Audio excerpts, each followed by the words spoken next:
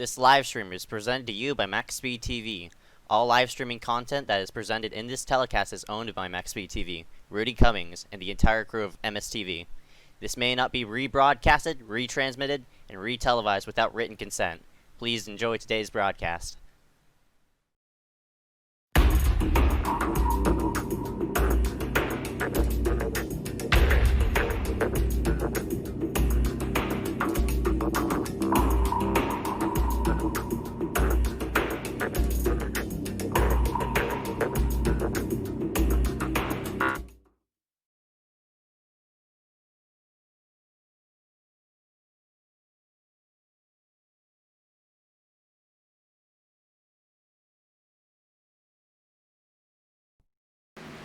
We welcome everybody back here live here for tonight's final iSCAR Superspeedway Shootout event of this season. In a couple of weeks, though, we'll get set for part 2 of this series. But in the meantime, we have to round out here tonight at Talladega, getting set for what is the finale race as we get, we're going to crown a champion and a race winner here tonight. After 94 laps, 250 miles going to be logged into the books here for this one. My name is Ezekiel Reyes. I'm Benjamin White. Welcome to the broadcast, everybody. We're going to determine a champion here tonight. Mitch Hobbs comes into tonight with a very, very, very manageable points lead, and I think he may exit with the points lead, but he's got a long way to go. 94 lap race today, the longest of the entire season. Yeah, 250 miles here for tonight. We'll show race analytics on the bottom right-hand side of the screen. 94 laps, as I said, 250.04 miles. No stages, but you do have a fuel window of 34 to 39 laps here for tonight. Yeah, I'm expecting probably one green flag pit stop at least, just because of how these guys behaved themselves last race. We had a very, very, very, very long green flag run. Unfortunately, the caution came out last week with end up 2 laps to go, and we went into some overtime finishes there. But these guys do know how to mind themselves, and I think we'll get at least one green flag pit stop here tonight. Yeah, same here. All these drivers are very, very talented from top to bottom of the list. I see a lot of very good contenders here for tonight. Speaking of those contenders, we'll display them here in your leaderboard. One of those contenders are contending for the championship as well here for this one. Actually, we'll pull up points before we go over our actual in-race contenders here for tonight, but on front of your screen, Mitch Hobbs with 227 points leads it over Kaloa Hankins in that number 72. Both of those drivers looking for their first ever iSCAR championship. Yeah, Ryan Kendrick just came off of a street stock championship last night, so he wants them to in the day, but he's got a long, long, long way to go. Look at how many points is between him and Mitch Hobbs. That's 37-point difference. He's going to need Mitch and probably Kilo to both either miss the feature or crash out in order to have any feasible shot at winning a championship. Yeah, for Mitch Hobbs, he's been finishing very, very consistently. I expect him to come out up top, but as long as he keeps himself steady and ahead of Kilo Hankins in that 72, we'll be fine and dandy. But Kilo has been very aggressive here on the Superspeedway side. We'll see if he can pick up the championship here for tonight. But my bet is on Mitch Hobbs to win up this one here for tonight. Yeah, let me tell you one statistic. Mitch Hobbs' worst finish this whole season is 17. 17. That's crazy for a Superspeedway series. You would expect maybe most drivers would end up collecting at least one big one or DNF at least one time, but Mitch has not done any of that. He has very good track record here this season, and I think he can add on to that and win a championship here tonight as well. I'm with you on that championship choice here. Well, yeah, but you spoke of that one race.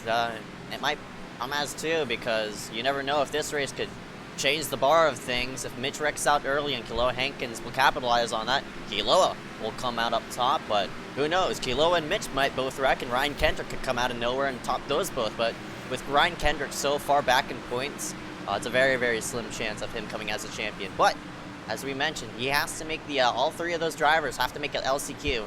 I mean, have to make it through qualifying to get themselves in into the feature race here for all these 43 drivers.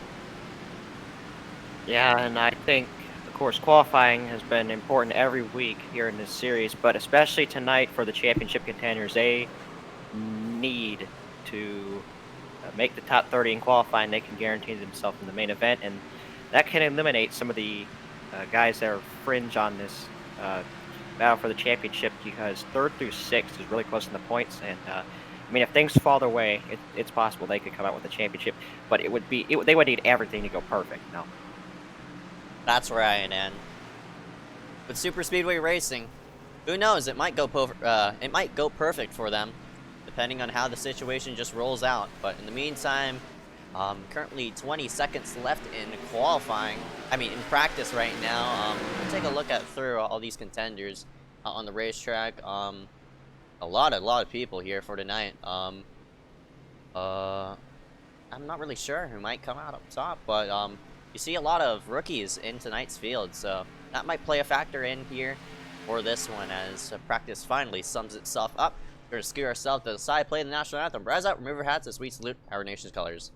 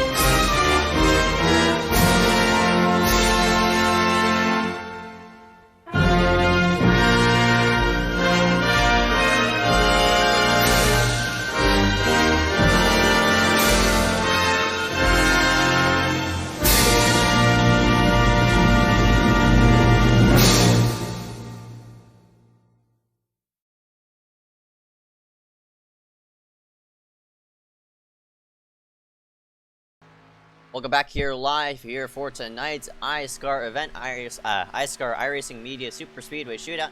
Talladega 250 getting set to go green here just momentarily. But in the meantime, we have to line up our field here for the 32 drivers that will secure themselves in for tonight's race.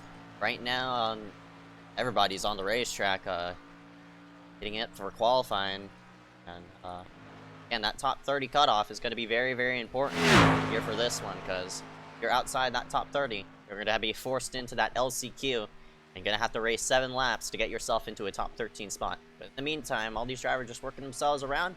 An A-OK for a couple of people, as now we're seeing some lap times being displayed on the board.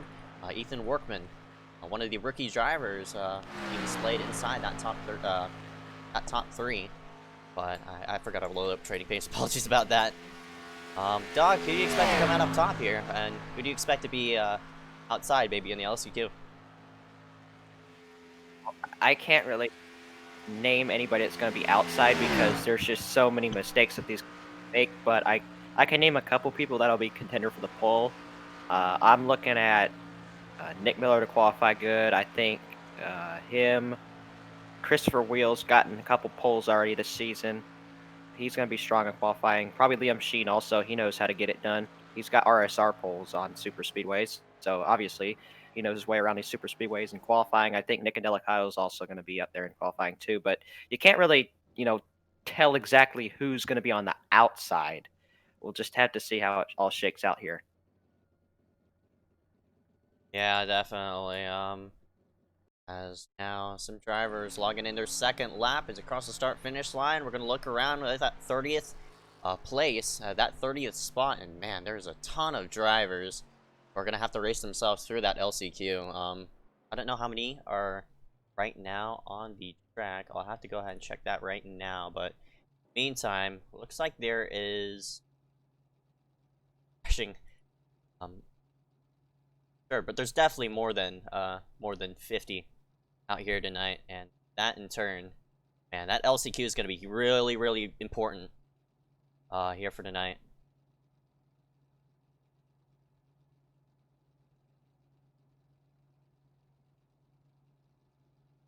There's Ryan Kendrick, one of those contenders. Dylan Basin to the top of the board in that number 51. Right now, the first one out, by the looks of it, looks to be the number 30. No, actually, Saunders is currently in. He's the last one in. Josh Kozek, and number 23 is the first one out right now, so we're still waiting for a couple of people to log in times. Looks like Nick Miller can't log in a time. Dane Cruz, he works himself into 3. Connor Brannon, they're both going to log in some lap times as well. I expect them to be up top. But yeah, man, there's a lot of drivers here for tonight. Mitch Hobbs currently 9th place right now, exactly where he wants to be as far as, you know, making the feature and, of course, trying to fight for this championship. You see Christopher Wheel goes to the top of the board. No surprise there. He's already got some Superspeedway poles this season, and he may be on his way to another one. Qualifying is rounded out, and the first person that looks like to be out of it, Chris Warner, and Micah DiMaggio is the first one in, and man, oh gosh, for that LCQ, I don't know how many drivers are here for this one, but it's gonna be hectic. I don't know how many, it looks like 25 drivers in for this LCQ, so there's only 13 spots available. All these drivers, unfortunately, are going to have to race themselves through. One of those drivers being Connor Brandon, Michael Bianchini, Matthew Klein. Kiloa Hankins is also in here as well. So, wow, that number 72, wow. If he doesn't make the feature here for tonight, he's going to be eliminated. Yep, 18 points is the difference, and right now he has to fight to even make the feature right now, but he'll start from the second. Yeah, 54 drivers here for tonight, so... you gotta get themselves good. Looks like we had a fifth entry, actually. You see there's 25 people in LCQ, yeah. Not 24. So, a little late entry there, not sure who that was. But there's going to be 25 people in here. And a lot of big names are going to be here in this LCQ. Yeah. We'll see who's come out with the 13th position. Yeah, Frank DeAngelis, he too is in this LCQ as well. That 169, he's 5th in points. So Kiloa Hankins 2nd, and Frank DeAngelis 5th. Those are going to be 2 people we're going to be watching for if they get themselves through this feature. And there's more, with a lot of drivers here, there's 25 drivers on the field for this LCQ. There's definitely more margins to make mistakes and such. Chris Warner in that number 73, he's making his first start here tonight. He didn't get himself through. I'm interested in who's going to get himself through. He's got good position now to start. Currently going to be starting in the pole position here for this LCQ. We'll go to the starting grid here. There you see Chris Warner is first, Kiloa Hankins 2nd, Frank DeAngelis 3rd. Both of them are outside shots to win the championship here tonight. Aiden Saunders 4th, Josh Kosick 5th. Dane Cruz, James Hill, Gabe Allen, Ethan Workman, Marshall Duke. Got some other strong names. Corey Hartz is one of them. Oh, and there's Connor Brandon in the Allied Pride cars going up the middle. Not sure what he's doing. Pretty nice looking paint scheme on the 92, I'm not going to lie to you. When is Johnson running that? Or is he not running that? That's a fictional. That's a fictional, yeah. Noah Sweet made that paint scheme. That's probably one of the best schemes I've seen on trading paints in the last couple of months here. Connor's running that tonight, but gave it a little bit of TV time already, but he's got to get in the feature if he wants to at least make something out of tonight. But man, I'm expected to see at least one incident here. Oh, no doubt about this LCQ. I'm hoping it's not up front, though. You don't want to see these guys wreck up front and throw away their chance at making the feature here. Yeah, no doubt about it. And just a bit of info. Looks like Corey H. Hartz, Paul Granado, last week's winner, Wyatt Ritter, are not going to be starting here for this one. And we're lined up 2 by 2 down the back straightaway. All eyes on the number 73, Chris Warner. Kiloa Hankins on number 72. Want to be watching out for the 169 of Frank DeAngelis. He too want to watch out for Aiden Saunders in that number 8. He's making one of his very few Superspeedway starts here for tonight. Of course, we mentioned that number 23, Josh Kozek. He's making his first start here tonight. Ethan Workman, Marshall Dungan, he's making his first start. Of course, that 13th spot, last in, is Zachary Thornton at number 34. Place your bets. Who's going to get themselves in and who's going to be going home very early here for the night? I think Michael will be on the guys that gets himself in because he said he's going to be driving as hard as he can to get through here. He said he couldn't qualify, so I'm going to have to rise to the challenge of making it from an outside spot to get in here to the main event. Well, pace car is going to be in this time. Chris Warner will lead them to the green flag. Eloy Hankins, our second place in points driver, will be starting on the outside of him. And then Frank DeAngelis, fifth in points. He's got an outside shot at the championship as well. But for those two, they have to get into the main event to even have a shot. For everybody in MaxspeedTV, as of right now, we welcome you here live for the iSCAR Superspeedway finale, getting set to go green for the LCQ of the night. 13 drivers will secure themselves in. Green flag is out. We're up and away here at Dega. Good Warner on the inside. Frank's going to get the second spot probably as Keloa Hankins does not have a whole lot of help on the outside lane. Aiden Saunders may even have an opportunity to ditch him here. Look at Warner coming down on Frank. Yellow, yellow, yellow. Up off the front end of Frank. And yellow. Oh boy, we have a big crash in turn number 2. Car's getting stuck in the wall. There's Nick Miller, I think was also involved in that. Yes, there he is. The number 88 is involved. And the session had a yellow flag on the sweats.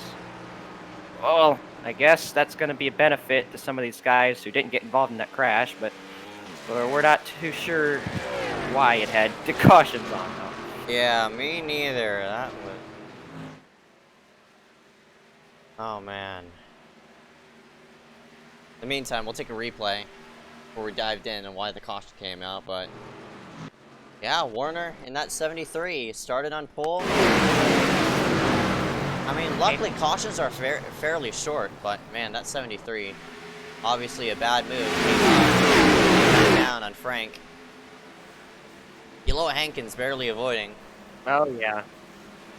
Oh, one of Warner's teammates just had nowhere to go in that. That's a 112 of Dugan upside down barrel rolling. Turn number 2. So a couple of those teammates are going to be out of the race already. Brody Gardner takes evasive action to avoid that. There's a car stuck in the wall. Wondering who that is up there. The smoke is blocking the view of the numbers, so we can't really figure out who that is. But, man, that was quite an eventful start to tonight's LCQ. Fortunately, we had to ride probably about half of it under caution here. Yeah, with the new iRacing caution thing, iRacing's new caution, I think there's only 2 laps that these drivers are going to have under caution, so unfortunate for that number 73, Chris Warner. His day is done early. Marshall Dungan, his day is done early. Patrick Much, his day is done early as well. But that gives a benefit to Corey H. Hartz in that 57. Cautions were somehow enabled for some reason, but whatever. I mean, through the beta UI, it's easy to mess something up in there because beta UI is not really the best place to set the sessions up, as I've learned. So, unfortunately, we've had to issue again. So, now we're under caution, but hopefully that did not tear up Frank DeAngelis' car too bad, because I would hate to see him miss the feature just because of that. We'll have to see how his car is going to handle up front now with that damage. I don't know if it's going to be single file consecutive because we got the restart. We got a caution with, no, it looks like it's still free to go right now. Some drivers taking a waiver in and such. Miller's on pit road right now. Chris Warner, of course, he's on pit road. Bianchini, he's on pit road. See the 57, Corey H. Hartz there. He actually pit started. So he'll be able to get himself in into this main pack. So I guess it's lucky for him. Caution's just playing out to his favor. Yeah, cautions weren't supposed to be a thing, but with this caution coming out, we'll restock up the field and go at it again But unfortunate for that 169, Frank DeAngelis. He has some damage on his machine. I'm not really sure on. Things are gonna go. It's gonna be front end if anything.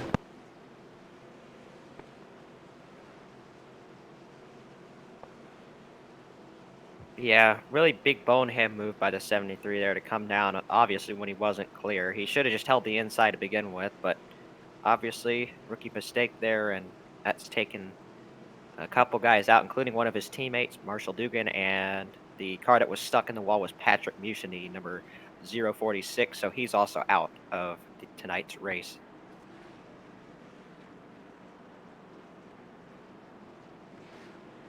Yeah, this gonna take longer than expected. Of course,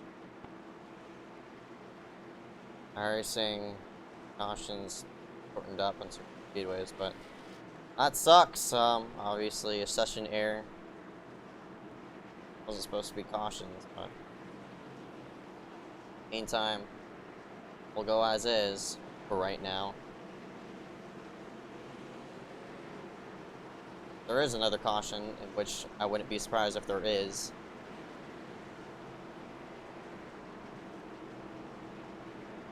We might run out of session time, honestly. I don't know how much session time is on here. Looks like nine minutes left. Actually, I should just change it right now to see how many minutes are left in this LCQ. Yeah, there's a solid amount of time still left in this LCQ. We definitely don't have time for that many cautions. Even 2 is way too much.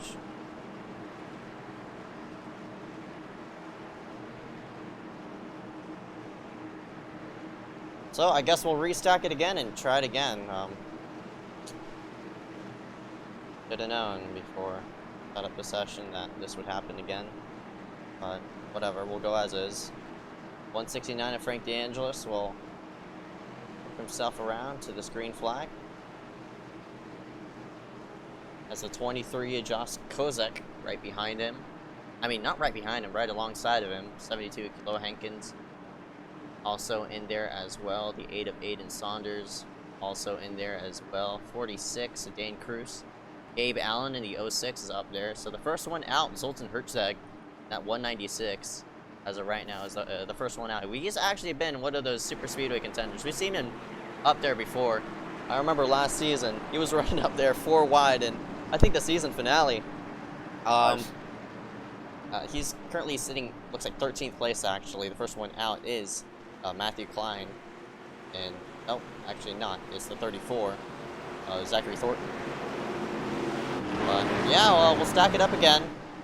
Hopefully nobody wrecks, since now everybody knows there's cautions and such. Here we go. There is a caution. Shoot.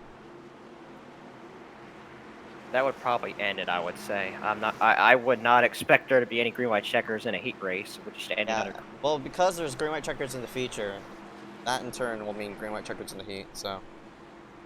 Well, let's hope we don't have to use any of that. We can just go green all the way to the end. We'll have 3 laps to go when we cross the line. Oh. Being set for the green flag. Green, green, green. Those guys just fell into the line really quickly. Frank up front, Josh Cossack second, Aiden Saunders third, Kilo Hankins fourth. I think those guys are going to try and maybe pull away from the field right now because they have a big gap over the 5th place. Yeah, look at the restart they got. They really fanned out the field. But that top 4, I expect them to be sitting ducks. Not really sure on how this is all going to play out into their favor, but in the meantime, the 169 in the best spot right now, sitting up there in first place. Josh Kozak in second. I'm surprised with the damage on that 169. He's not really slowing down a lot, but with everybody single file and such, on the side of maybe around the white flag, but I'm not really sure. Around this area, they're scrambling around, and this is where the 13th spot is. This place we're going to be watching around. Who could get themselves into the feature and who can't. Well, these guys up front, I would say they'd be smart to stay in line right now. They don't really have much to gain, as They go into turn number 1. One car is up on the outside. Not sure who that is, but I'd say maybe he needs to fall back in the line because he's actually trying to catch him. There's Jeremiah Bethune. He's around. He's not going to make the feature, it looks like. But back up front, Frank D'Angelo still leads down the back. Here we go, down the back stretch. And I expected that they start to stack up there. As, the 8 of Saunders washed up. They go 3 wide. Connor Brennan's going to be stuck in the middle. I mean, that has some help. Gabe Allen's going to be booted out to that 3rd lane. They might wreck come into the white. I'm not really sure if that would be the case. Unfortunately, we will have another caution. But as they work themselves to start line, cross your fingers, and looks like we made it to the white. So this is it. White flag, 1 lap to go. Saunders pulls up high. Man, he tried to block that run, but realized that he couldn't. He's going to get back in line right now. Connor Brandon looking to the outside. Josh Kosick trying to push Frank DeAngelis to the end of this one. I think that those guys on the inside are not going to be making much of a move here up front. There's a car around. He's not going to make the feature either. Some guys saving it in the back. Back up front, Josh Kosick actually moves to the outside, getting a good push by Connor Brandon. No, it's a turn! Kosick gets spun. Aiden Saunders involved. Frank DeAngelis. Connor's around as well. Gonna get sent around. Good save by Connor. No, he overcorrects. Hankins that. Nick Miller's going to get involved. You got several cars. I mean, here they come to the start-finish line. Gabe Allen's looking for it. Yeah, here comes Allen to the outside. To the line, though. I think Brody's going to... Gabe gets turned. Zoltan. Gabe almost goes upside down. Brody Gardner's going to win the LCQ. We're just wrecking it to the line. Who cares? We're just going to see who gets in the top 13. Kiloa Hankins needs to run right now. Kosick just drives through there. Does he make it? Who's the last guy in? Kosick makes it. These guys just trying to get going. Who? Clyde, the first one in? What?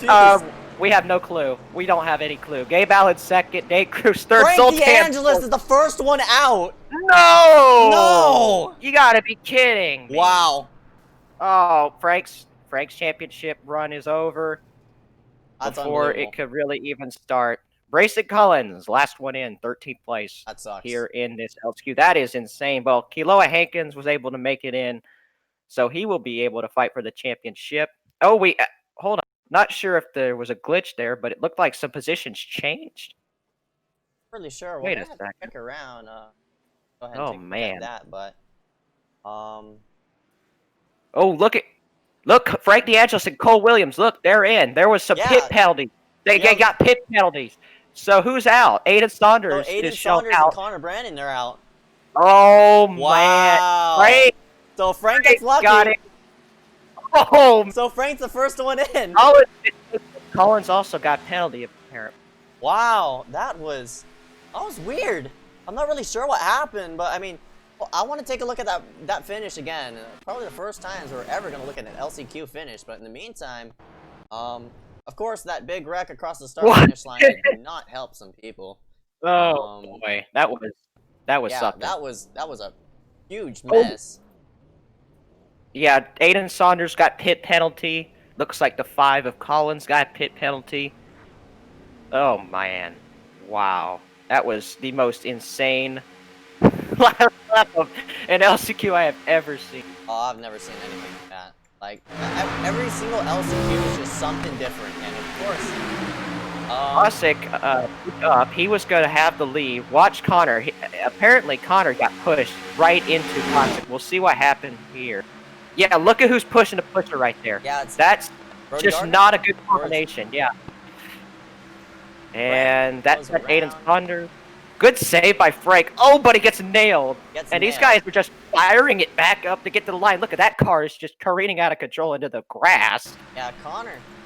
It was Thornton, I think. Overcorrected very badly, and that was a huge crash. And then up front, you see Zoltan goes to the inside, and Gabe, not sure what Gabe Allen is doing right here. Yeah, Gabe's just... Could these two have got pit penalties? Get a pit penalty. Oh, that's so close, man. Yeah, he's very lucky he didn't get a pit penalty, but they wrecked across. Coming right there. There's the 15. Oh, and there's Saunders, and there's the 5.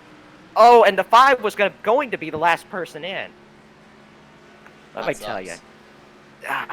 I've seen people get messed up by that before, but that is a bad way for that to happen.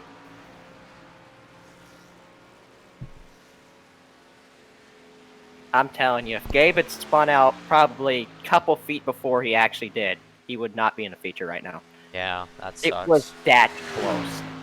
Yeah, he got lucky. Oh, boy. He got really lucky. I'm not gonna lie. So many people got lucky on that one, I'll tell you. Yeah, but those, of course, when there's lucky people, there's unlucky people, and unfortunately for Saunders, Brazen Collins, yeah, they were unlucky. That sucks for them. Yeah, sometimes you just can't control your car when it's spinning right into the pits, and those guys were not able to get black flags cleared in time, and they won't make the main event because of it. But man, those two guys that really got lucky were Frank DeAngelis, Cole Williams. They'll be able to make it in. Cole got a top 10 in his debut last week, and he'll have an opportunity to back that up. But man, let's go over some contenders for the main event. Who do you think's gonna be strong as we have set this field? Hunter Johnson. Oh There he is. yeah, Yeah, here. he's here. He made it through qualifying. That 12. He's been strong before. He's worked with a lot of proximity teammates. That number 12. I think he's looking strong here for tonight. But he does have, fortunately, he lost a contender of that number 92, Connor. He's not in for this one. Connor nearly took out a championship contender, Kiloa Hankins, who got himself in. Kiloa is also going to be another one to watch out for. And that Oh, number yeah. 62. So, but we'll have to see on how Kiloa will shape up here for tonight.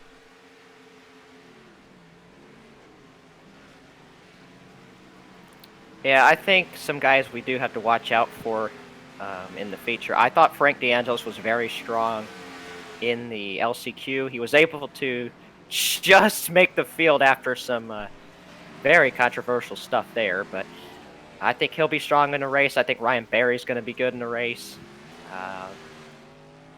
I think Jonathan Hernandez is going to be good. I mean, we got a lot of names that know how to run up front on these super speed. Yeah, JJ Hill, there he is right there. Oh, checkered flag's already waving. I didn't no, qualifying, I mean, not qualifying, but warm-up didn't last that long, but it's only 5 minutes. We'll get ourselves lined up again. And here we go. Top 32 is going to be displayed. Everybody from, I mean, top 30 is just going to be displayed because 30th on down is screwed up because not in here for this one. Christopher Weil, we need to pull here tonight. Dylan Basom alongside of him. Jonathan Hernandez will start third tonight. Hunter Johnson, in one of his few starts of the season, he will start fourth with a great qualifying lap. Charlie Byer, Liam Sheen going to round out the row number 3. Nick Roten with a very surprising qualifier will start in the 7th spot. And Enzo Gauthier, I think making his first feature appearance of the season, he'll start 8th. Yeah, nice for him. Regan McAulay is going to be starting in 9th place. Malachi Drake in 10th. Yep, Mitch Hobbs, the guy we need to be watching. And Chip will start 11th. And Garrett Hess, who's won here before in the main iSCAR series, he'll start 12th. Rest of the order is going to be shown on your screen. Find your favorite driver. Hopefully you'll win it here for tonight. A lot of drivers did not grid. Liam Sheen, Mitch Hobbs, Joe Berge, Ryan Kendrick, and Zoltan Hertzog. They are not in. I don't know if they blinked out or something like that, but that's 5 drivers who are out. And of course, Mitch Hobbs, that number 89, he's not on the racetrack. I think that's planned. I think some of those guys are starting from the pit. Yeah, a lot of those drivers are starting. I'm very surprised to see a lot of drivers start from pits, especially for Mitch Hobbs. You have to be up front and protect that position. Kiloa Hankins is going to capitalize on Mitch starting on pit road, but I'm not expecting a very early caution, especially at this point in the A main. But we'll have to see on how this will all turn out. I'm very curious on what Mitch is really gunning for, but yeah, a lot of drivers starting from the pits here for tonight. So it'll be interesting on how it'll shape up for them. Joe Berge is the one who's not on the track. Ryan Singleton is blinking out, I think. But we work ourselves on the backstretch. Race analysis is going to be shown on the bottom right-hand side of your screen. 94 laps going to be logged in for this one. 250 miles. in total pit road speed at 55 miles per hour. Fuel window is 34 to 39. You could stretch it around 40, but that is gonna cut it close. So I expect these drivers to pit around 35. But in the meantime, as we get set here for tonight's green flag, oh boy, yeah. Who do you expect to maybe come out up top here for this one? Anybody? I think all three guys have a shot at winning tonight if they could just put themselves in the right position. Yeah, they just got to put themselves in a nice spot and put themselves in nice position, as you said. Especially with 5 to go or less, that's when all bets start flying. Any caution could really screw up the field and themselves set for that runway checker. But here we go, getting set for the finale here at Talladega. Glad you could join us, and here live on MaxspeedTV, getting set for race 6 out of 6 iSCAR iRacing Media Superspeedway Shootout Talladega 250. Base car is in.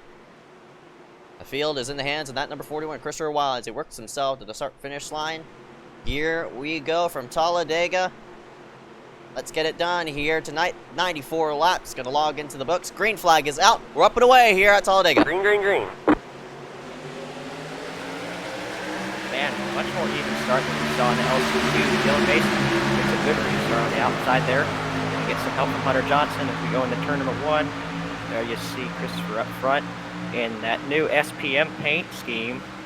This is SPM's first Superspeedway race of the season. After they pull him back up to the team. You see Jonathan Hernandez, one of the best pushers here. He's giving a good push to him down the back straightaway. Yep, a lot of drivers, as I said, starting from pit road. Joe Berge finally puts himself onto the track. So all 43 drivers out onto the racetrack as they work themselves into turn number 3 for the first time here tonight. And yeah, we'll go radio style broadcast. Dog will go ahead and take, I think, I don't know. What do you want to take, Dog? I guess we could do this during mid-broadcast. Well, I'm gonna have to rush out to turn 3 because that's where mostly I'm gonna be at tonight. But all right, man. I'll take turn 1 all the way to turn 3. But in the meantime, up front, we're gonna do this radio style. So glad you could tune us in here for MaxspeedTV Live. Currently a battle up front. About 2x2 action, 5 rows deep. They work themselves down the back straightaway for the second time tonight. Up on the high banks, top of Jonathan Hernandez and that number 31. He has a push from Dylan Basin, and they work themselves into 3. Hernandez, he's going to come right down on Christopher Wild, who has a teammate behind him. That's Charlie Byer in the 7, going to give him a good push, but they're all behind Jonathan Hernandez as they come off turn 4. Dylan Basin and that Aflac paint scheme up on the high side. He's got some insurance wars tonight. He's got some guys with some rival companies on the hoods of their cars tonight.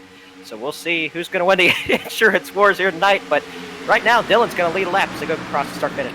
I think who will win the insurance wars is going to be the person who causes the big one, honestly, as they work themselves into turn number 1. 2x2 action, 6 rows deep. Still up front, the 51 to Dylan Basin, but right alongside of him, the veteran, that number 12, Hunter Johnson wants it, as they go down the back straightaway for the 3rd time here tonight. They're fanning out 3 wide all the way to the high side. I think that's Nick and Delicato. Nobody to help up there as they work into 3. Hunter Johnson will take the lead. Great job by Hunter Johnson to clear himself down to the inside. That's Endo Gauthier that gave him a nice push to the back straightaway there and got him out to the lead. Man, Nick and Delicato, I think, has just bailed on those guys. I think he wants to drop maybe to the mid-pack or the back here as we see cars going 3 wide. How about Sean Leisure moving to the outside? He's going to get help from some guys behind. There's 3x3 in section of the racetrack right now by Hunter Johnson. 2x2 action, still up front. One car shuffles itself to the inside of the line. That will be the O2 of Josh Patterson. Has been in the victory lane here. Actually, he hasn't been in the victory lane, but still looking for his first. We've got a first yellow flag. Big wreck off of turn number 2. A couple cars upside down, and that will be the first caution as we got a big pile up involved in that. You see the 420, the 20, Corey Charles, the 23. You see in there the 117, Kenneth Bueno. Oh man, a big wreck, and that'll play a break to all those drivers that started on pit road. But man, you hate to see it, especially this early in the race. Andy McDowell involved, Ryan Berry involved, Darius Kosick was involved, Nick Miller got a piece of that, Kiloa Hankins I think made it through in that one, Andy McDowell of course was involved, Nick and Delicato I saw was involved as well. Man, it's a big pileup. We'll see what happens. Oh, we got pushed into the corner that caused that one. Corey Hart got sent to somebody, and these guys just wrecked it in turn number 2. and down the back straightaway. Looks like Josh Kosick, gave him a little bad push. Malachi Drake hard in the wall. He gets stuck in the wall. Other cars spin and slide down the back straightaway. Frank DeAngelis makes his way through that one. Man, a big pile up down the back straightaway. Not really sure. Oh, looks like Hartz, man. He made a bold move to hop to the second lane, and Kosick really had a head of steam, and you see all those drivers getting absolutely murdered. Dude, look at this. The pack literally flew apart as they come together to the outside wall. Watch that. Oh, that was the 90 of Malachi Drake, unfortunately for him. His day is absolutely murdered. Honestly, you really can't put that much on Kosick. Just seeing how Corey Hartz blocked him up the racetrack, and they just would not come together well at all. And unfortunately, flung Dane Cruz to the inside. I see he's also involved in the wrecking here on back straightaway. So, man, tough break for some of these guys early in the race that I thought were going to be major contenders. Yeah, definitely. That's really unfortunate, especially coming in here for the finale. You want a solid finish, but unfortunately for those 4 or 5 drivers, they will not be a part of this fun action, as a bit of confusion there on pit road. One of those drivers backing up. You see it on the top of your screen right under Gabe Allen's name, but 1 to go this time by as they're working themselves to the start-finish line. Oh, actually, not 1 to go. 2 to go this time by. All these drivers are just getting some service on pit road, and of course shorter cautions, unfortunately, is going to cause these drivers to be a bit more aggressive with under caution as well. So I see a lot of drivers most likely topping off and maybe wanting to shuffle themselves to the rear, but up front though it's a different story. For that 12 of Hunter Johnson, the 31 of Jonathan Hernandez, 41 Christopher Waugh, they want to be up front. Yeah, those guys have really minded their business here early in the race. They haven't thrown any bad blocks. They haven't made any crazy moves. They've just kind of found their way through the field in Hunter Johnson's case. So those guys up front, I think they'll be staying there for a while. And man, some of these guys already out of the race, include Malachi Drake. Pretty sure Josh Kosick's night's done. We'll see who else is involved in that. Dane Cruz, so Jonathan Jones, he too was involved in it, like by the looks of it. Andy McDowell. Hood. Yeah, Andy. Brian Mullen did not start the race, it looks like. Yeah, it looks like internet issues for him. Oh, man. Frank DeAngelis took a very lengthy stop. I'm not really sure if that was planned, but I don't see any damage on that car, luckily, like he did in the LCQ, but he's looking A-okay as of right now. But in the meantime, we're working themselves into back straightaway. I'm going to go ahead and do a couple of camera adjustments here real quick. Blood. And a handy-dandy F12. There we go. Now we can see the cars better on chase view, but in the meantime, yeah, a very early caution brings us back into pace car speed. Hopefully this doesn't foreshadow what it is going to be like here for these next 40 laps.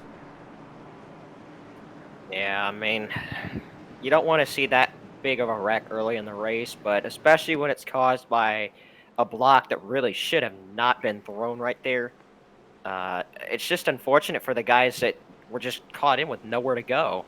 Guys like Malachi Drake, Kenneth Bueno, Dane Cruz, those guys had no part in causing the accident, and there they are in the garage area. So we have taken the 1 to go here. Hunter Johnson will lead it back to the restart. Yep, that number 12 of Hunter Johnson. It's been a while since we see him on the racetrack. Glad to see him out here tonight. That number 12, of course, a contender week to week. Not only on the iSCAR side of things, but of course in other leagues as well. I know he runs multiple other leagues. I can't name off the top of my head. I know he was a former Laura champion.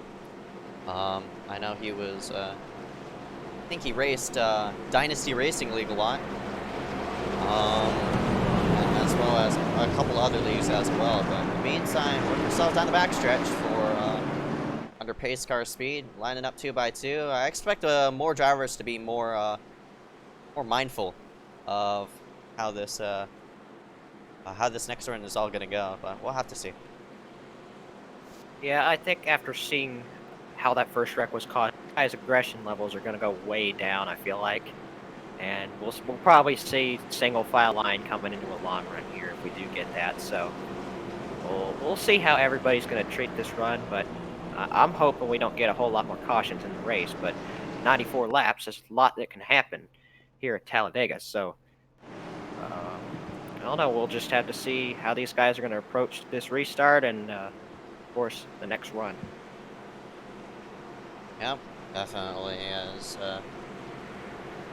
Hunter Johnson, Jonathan Hernandez will lead the field and come into the restart. And now just tuning in here for tonight's event. MaxspeedTV is broadcasting the iSCAR iRacing Media Superspeedway Shootout. Round number 6 out of 6. Also being broadcasted right now. You can go ahead and check out the Renegades Racing ARCA series. I don't know who's broadcasting that. It might be Josh or it might be Rudy. But you could go ahead and check out that as well on the MaxspeedTV YouTube channel. Base cars and they work themselves into the start-finish line, and green flag is about to come out.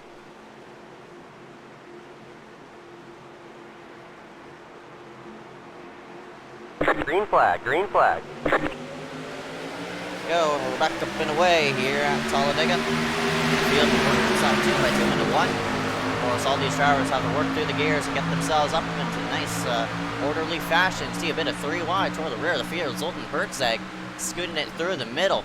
Onto the underside of that, the number 86, Garrett Hess, the one to back out of it, but 2 by 2 action up front. On the back straightaway they go for the 8th time tonight. On the back stretch, still up front, the number 12, Hunter Johnson leads. It has a car right behind him. That number 41, Christopher Weil. Charlie Byer also in tow as well. They work themselves on 3, dog. Hunter Johnson getting a good push from Chris. We know that Chris is one of the best pushers here in iSCAR. He's showing exactly why. He gets Hunter Johnson out to the front. The outside's got a little less cars in it. That's Dylan Mason trying to give a shove to Jonathan Hernandez up front. That outside line is hanging tough here. We'll see who's going to lead this lap. Across the line, it's going to be right now. Hunter Johnson will lead the lap as they head to turn number 1. Little 3 wide action more. Zoltan Herzog split in the middle as he wants to work himself through. Very aggressive racing right there. The 36. Don't know who that is. Might be AJ Bain, the one to get shoved out of line. He's going to have to get able to take it to the safer barrier. Still shoving himself through 3 wide. Zoltan wants himself through, but in the meantime, he's going to back out of it. Might have gotten squeezed there by Carson Poindexter. But up front, it's Hunter Johnson and the 31 out of Jonathan Hernandez is also alongside of him. Fisher going to the outside into turn number 3. He's going to be the only car up there, so he will probably have to fall back in line. There he goes down to the inside. Hunter Johnson with the edge off turn 4. He's getting a good push by Christopher on that inside, as I said earlier, so we'll see how long Christopher's going to stay in line right now. He does have a teammate behind him. That's Charlie Byer, the number 7, as they come across the line and take lap number 10. Lap number 10 into the books this time. Byers are working themselves into turn number 1. Hunter Johnson, Christopher Weil. Only side-by-side race, and all the way back now to 3rd place. Make that 2nd place. Jonathan Hernandez is coming up with his team yet again. Right behind him, he has the pusher that looks like the 51 to Dylan Basin. 2 by 2 action still. It looks like the 31 and the 12, the leaders of the outside and inside lane. We've yet to see that 3rd lane, but luckily it's good to see not a 3rd lane, especially on lap 10. Christopher's going to be clear here. We'll see if he drags Charlie with them before getting maybe jump to the high side here. We'll see what happens with those 2, but they're all behind Hunter Johnson, who continues to lead this field through the tryout. Hunter Johnson still doing a nice job of maintaining that gap between him and the 41. All they're doing is just hugging the ball, pushing the momentum forward as that outside line is dwindling into a couple of pieces right now, but still 5 cars strong up on that high side. Here we go again. Another run. The 31 Hernandez is up to 4th place right now. Work themselves down the back straightaway. 1 car going to shoot out 3 wide. That's Zoltan Herzog. He might drag another car with him. Looks like a Toyota Camry. He's going to look up high, going to slide back in line. That's the 82 Enzo Gauthier. 2 by 2 action into turn number 3. They're fanning out 3 wide again. Yep, Hunter Johnson's going to control the lines here, but we've seen that inside line really be the best place to go if you have a good pusher behind you. And Christopher just trying to hang on right now. We got to be thinking about these engine temps as well, see, because when you stay behind a car for too long, your engine's going to get hot. He may need to be moving out soon. Yeah, but with these cup cars, you could manage those engine temps fairly nicely. As we now see a third lane play into effect up on the high side. Looks like it's a 196. Zoltan Herzeg is also going to drag in the 00. Looks like Ryan Kendrick. They're going to go to the front. They're going to drag another one. 3x3 action up front. This is what Talladega Racing is about. Pack racing action at its finest. And the number 51 of Dylan Bason's leading that one. He's most likely to drop to the second lane. They're working a 3, dog. Man, he's Zoltan Herzeg right now. I think he notices that Zoltan's a really good pusher. We just saw how much momentum they gained down the back straightaway. Zoltan's going to give him another shove. Here comes Josh Patterson. He'll move to the middle now as you see 3 wide in multiple sections of the racetrack. As they come across the start-finish line, Hunter Johnson will put another lap lead on the board. Yeah, Hunter is keeping that bottom side. He has the pusher of the 41 of Christopher Weil. They work themselves to number 1 this time by 3x3x3 around where Dylan Basin is. As Zendo Gauthier is going to clear out that number 51. We'll see if the 51 will slide back in line. And indeed he does so. So the 51, oh, he tried to slide back in line. The 40 looks like the number 1 of Carson Poindexter was there. Multiple people backing out of line. Looks like they don't want to be a part of this mess. They work themselves into turn number 3. Still up front though. Looks like Josh Patterson is actually taking the challenge though. Josh Patterson can run on the outside, getting a good push now by Hernandez up there. Number 31 giving a good shove as that third line has fallen apart. Zoltan Herzeg is going to need a place to fall into line, maybe behind the Evo Sim Sport car right there. Patterson kind of getting left out here by Hernandez. I'm not sure if Hernandez is getting hot right now though. Themselves across. Looks like Patterson will lead his first lap here at the Talladega Super Stretches. Oh, 3 wide action. Carson Poindexter getting shoved out of line. The 31. It looks like Jonathan Hernandez will have to be backing out of it. The 1 of Poindexter is also boxed in line, but up front, Hunter Johnson, he has a nice run. And he's getting a nice push from the number 41, who's been his pusher for this whole entire run. Also have the 7 of Charlie Byer up there in the mix as well, but they're still side by side for second place. That outside line's coming again, and this time the 82 is going to be pushing the 02. You can see the disconnection on that inside line. You see right there between Charlie Byer and Regan McAulay, the 13 Geico car. Another one of those guys in the insurance wars here tonight. But Patterson up on the outside, a lot more help than this inside line's given to Hunter Johnson right now. Is Enzo Gauthier giving a nice push right now to 0-2 as they cross. Still up front. Johnson has led it from the drop for the green flag for this restart. 3 wide action right behind, sliding back himself in line. Looks like to be Zoltan Herzeg working down the back straightaway. Nice camera angle right here, honestly, but still up front is Hunter, but have to name a couple more people into the picture. Looks like Liam Sheen wants to work himself forward. Dylan Basin going to go against the safer barrier. He wants to back out of it. You can see the 41s leaving a bit of room between him and Hunter Johnson because he's got to cool his engine temp off. We could tell that his engine's getting hot right now as they go off turn number 4 right now. Man, looks like Zoltan Herzeg is still trying to get that third line to work. He's got some help behind him right now, but that's going to lead to maybe the fallout of this middle lane right here. No, Nick Miller will jump up to help them as they go across the start-finish line. Hunter Johnson put another lap left on the board. Josh Patterson almost hurt. Oh man, there's cars on the apron. There's Charlie Byer clips and Nick goes around. There's a wreck and Nick goes around. Oh my gosh, Nick is slammed. 3-4 cars pile up into turn number 3, and unfortunate for the 88, Nick Miller, he was okay at first, but unfortunately, the pack was coming up in a hurry, and that 88 of Miller got bodied in turn number 2, and unfortunate for him, his night most likely might be done for. Leisure involved. He has no front clip right there in a 67. He's done for the night. Some other cars got involved in that one. Man, not really sure what exactly caused that one. When, of course, Josh Patterson got sideways. He was able to save it. What happened? Oh, third. Looks like. Bam. Oh. AJ. Oh, AJ got lucky. Mitch Hobbs also getting lucky. Oh, man.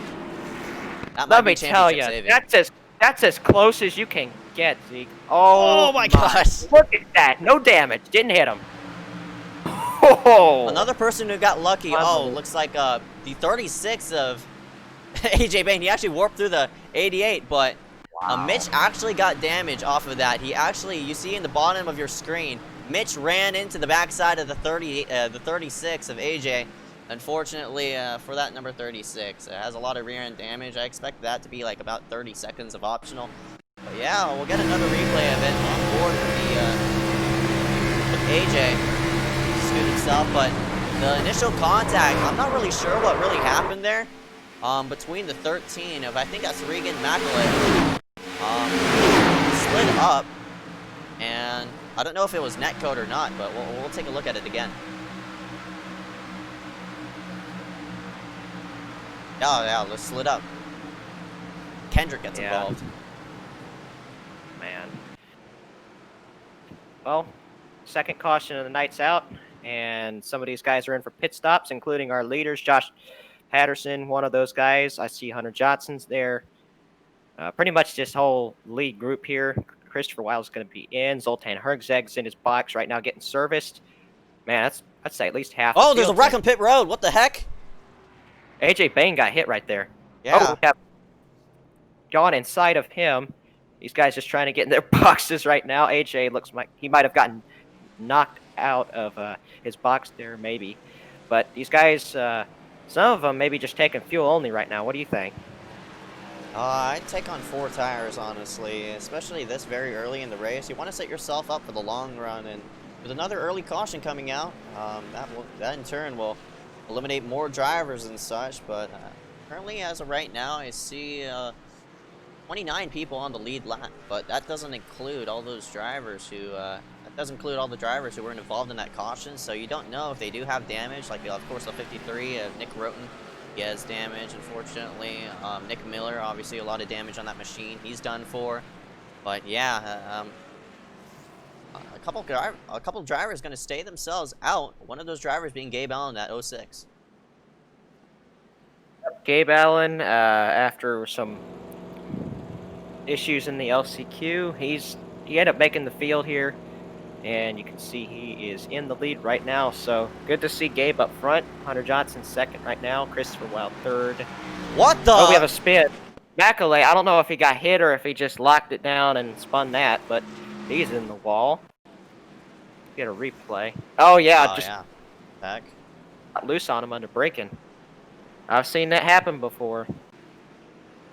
Never seen it happen under caution though, like that. Only real way you can see that happen is somebody downshifts or something like that. I don't know if Regan grabbed the wrong gear or something, but we've seen that with James Hill here. Last time we were here, James Hill blew an engine right in front of Joe, and they both got involved in the.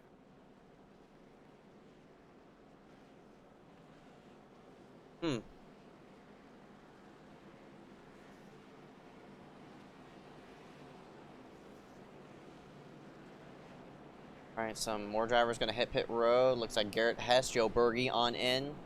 One of those drivers actually staying out on the racetrack. But severe damage. The 117 of, I think that's Kenneth Bueno. Yeah, he has multiple laps down, so he'll get shuffled to the rear, unfortunately. Kenneth, I don't see him on the racetrack, but unfortunately, with that damage, he's not going to be one of those contenders at the end. Yeah, at this point, he's just going to try and get any position he can in the finishing order at this point, and sometimes that's just what you have to do, but man, we got Gabe Allen picking the outside for this restart. Wonder how that's going to work for him. I think Gabe just wanted to back out. I'm not sure he was just going to slide himself to the safer barrier. I don't know why he stayed out if that's going to be the case, but Hunter Johnson's going to be gifted the lead because of it, but it's all depending on how Gabe's going to start. I don't know if he's going to go early or late or something like that, but we'll have to see for Gabe Allen. But he's definitely, I think for that 06, he's going to move himself out of the way very quickly. No, I think Gabe's here to race tonight, as we saw in the LCQ, but we'll see what he does here. It was very interesting to me that he chose outside, so we'll see how it's going to work out for him, but that'll put a really good pair together. That's Hunter Johnson and Christopher Wilde. They'll be restarting in front of each other, so I think that pairing is going to get out to the lead. Also, I have to mention the number 6 of Max Jurek was also up here in the mix. He did not pit, but he is behind a lot of cars who did hit pit road. So that number 6 is going to be starting in looks like 6th spot. Pretty interesting on what all happened there to get the order like it is, but we'll have to see how it goes for everybody as you're going to be coming to take this restart. Oh, here we go yet again. 2 cautions into the books. 16 have been under green.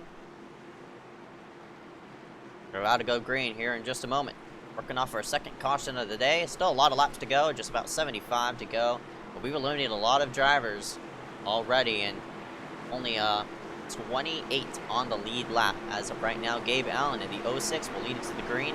Number 12, Hunter Johnson, will also be in tow in second place. Gabe's going to hit the throttle early. We're back green at Dega.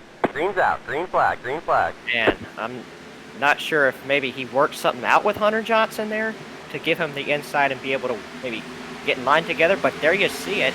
Those top 4, maybe even top 5 are now going to get strung out. Probably work themselves. Oh man, Gabe's out of line. He tags the apron, but luckily gets himself back in line. Hunter Johnson, actually Gabe's going to move himself out of the way to the inside.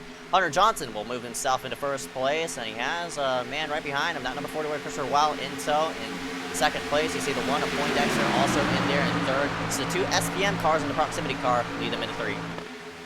Make that 3 SPM cars. That's Charlie Byer also moving up in the field. He's got help from 31 of Hernandez right now, but there you see the gap that's being put on these guys. I think this may turn into one of those calm green flag runs that we've been looking for. Yeah, with Gabe going early, that really fanned out the field, and you can see how many cars are lined up single file throughout this whole entire track. But meanwhile, up front, Hunter Johnson has regained the lead. Gabe Allen has fell back into 6th place after letting the leaders by. So, 1 and 2. Now all stacked up single file, the top 5. Johnson, while Poindexter, Byer, Hernandez. Now we got a bit of action as one car is going to slide itself out of line. That'll be Gabe Allen to the 06, but unfortunately, all the way back to number 42, Liam Sheen is going to be the man who's going to be helping him to 3. Get a little bit of checkup on the inside line. Liam wants to go. He's just going to take it right around the 06 of Gabe Allen. He's got help from Zoltan Herzeg, which proved to be a really good pusher all race long. And here he comes. That 2-car tandem going to work to the outside. Now they'll drop down. It's going to be really, really, really tight for the lead coming here shortly. They go into turn number 1 for the 22nd time tonight. Hunter Johnson continues to lead. Yeah, 3-wide action. Gabe Allen got shoved up to the high side. Don't know who the 10 is. Looks like it's Mark Frimpong. Not number 10, Toyota Camry. Shoved Gabe Allen 3-wide, but up front, up to the lead goes Liam Sheen for the first time tonight. And looks like the 196. Zoltan Herzeg's right up along punk alongside of him. Working to 3. Gene takes the lead as you see Hernandez now trying to give Zoltan a nice push through the corner. You see guys coming into the line now, and this pack is getting bigger as they go through 3 and 4 and down the front straightaway they go. Liam Sheen continues. Looks like Hunter's going to hop up to the high side. Whoa, man. There, 4-wide action as Hernandez got a bit out of line there with Herzeg. He wants to come down, and he does so. Near wreck right there as Hunter Johnson just about to turn the 196, but nice clearance right there. Oh, they're storing in Frimpong, who is absolutely nearly murdered that number 31. And there's a lot of cars might be backing out of that because this front pack's about to wreck each other. Oh, Hunter Johnson gets blocked way inside by Zoltan Herzeg. Zoltan will realize that he is not clear. Now Mark Frimpong will try to take him 3 wide. They go through 3 and 4 right now. Hunter Johnson's going to get the best of that. He'll move back out to the front with Liam Sheen behind him. You've got other cars coming on the inside now. Some SPM guys trying to work towards the front. As they go through the trial right now. We'll see if Liam Sheen wants to make a move to the outside. But man, aggressive blocking by Zoltan Herzeg. Yep, definitely. Work themselves into 1. Lap 24 into the books right now is now number 12. Hunter Johnson has regained the lead. This time he'll have the number 42 rather than the 41. Down the back stretch, going to approach a lap car on the apron. That's Joe Berge working himself onto the racetrack. He's going to work himself against the safer barrier. In the meantime, up front, number 12, Hunter Johnson getting a push with the machine. And to the outside, the 196 is coming. Yep. Zoltan's going to get a good push now from Brody Garner, who was our LCQ winner. He's starting near the rear of the field tonight, and he's going to be up to 4th right now as they go down the front straightaway. You got mostly an even pack here. You got 4 cars on the outside, 5 cars on the inside, and it's a little far back right now to AJ Bain, Hunter Rupp, and the other guys in that second pack. As they go through the trial right now. Here's his 3rd pack right here on your screen. They head to turn 1. Yeah, it looks like Eloa Hankins, Mitch Hobbs, your 2 championship contenders. They're both within each other's grasp, but they have really disconnected themselves from that main pack. Have to go all the way up to 20th place of, looks like looks like the 00 of Ryan Kendrick, who's actually a bit disconnected. He's also with there, looks like the number 6 of Max York in there as well. But up front, battle for the lead. Liam Sheen just took it. Sheen got a really good push from Zoltan, but Zoltan's not going to have a whole lot of help up on the outside. That's just one car up there. That's Mark Frimpong. You see now more cars will jump up. There's Jonathan Hernandez. He's going to be looking to get back towards the front. And look at there. That's Ryan Berry coming on the outside. He's made his way up into the top 10. Up front, 42 is Sheen, as there's a stopped car on the inside. Might be the 13, as a bit of shuffling there as the 10 of Frimpong got out of line. Stacked up 2 by 2 right behind. Sheen. Now the number 12 of Hunter Johnson is going to be the pusher for that 42, but up on the high side. Oh, she got out of line. He'll save it down the back stretch. Nice save by that 42, and everybody keeps it straight. Yeah, those guys got really out of line on the back straightaway, but they all work together to keep themselves from wrecking the race cars right now, but that's going to give the outside line of Zoltan Herzog and the rest of these guys behind him a good shot to take the lead right now, as Mark Frimpong is just giving him a huge push down the front straightaway.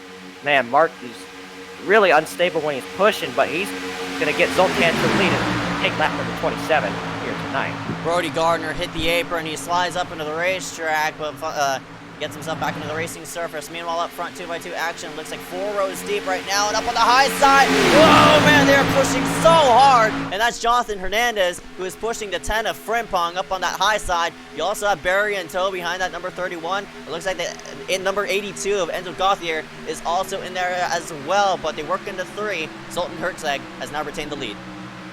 Yep, Zoltan's going to now get a good push from Liam Sheen. We'll see if Liam and Hunter are going to move to the outside.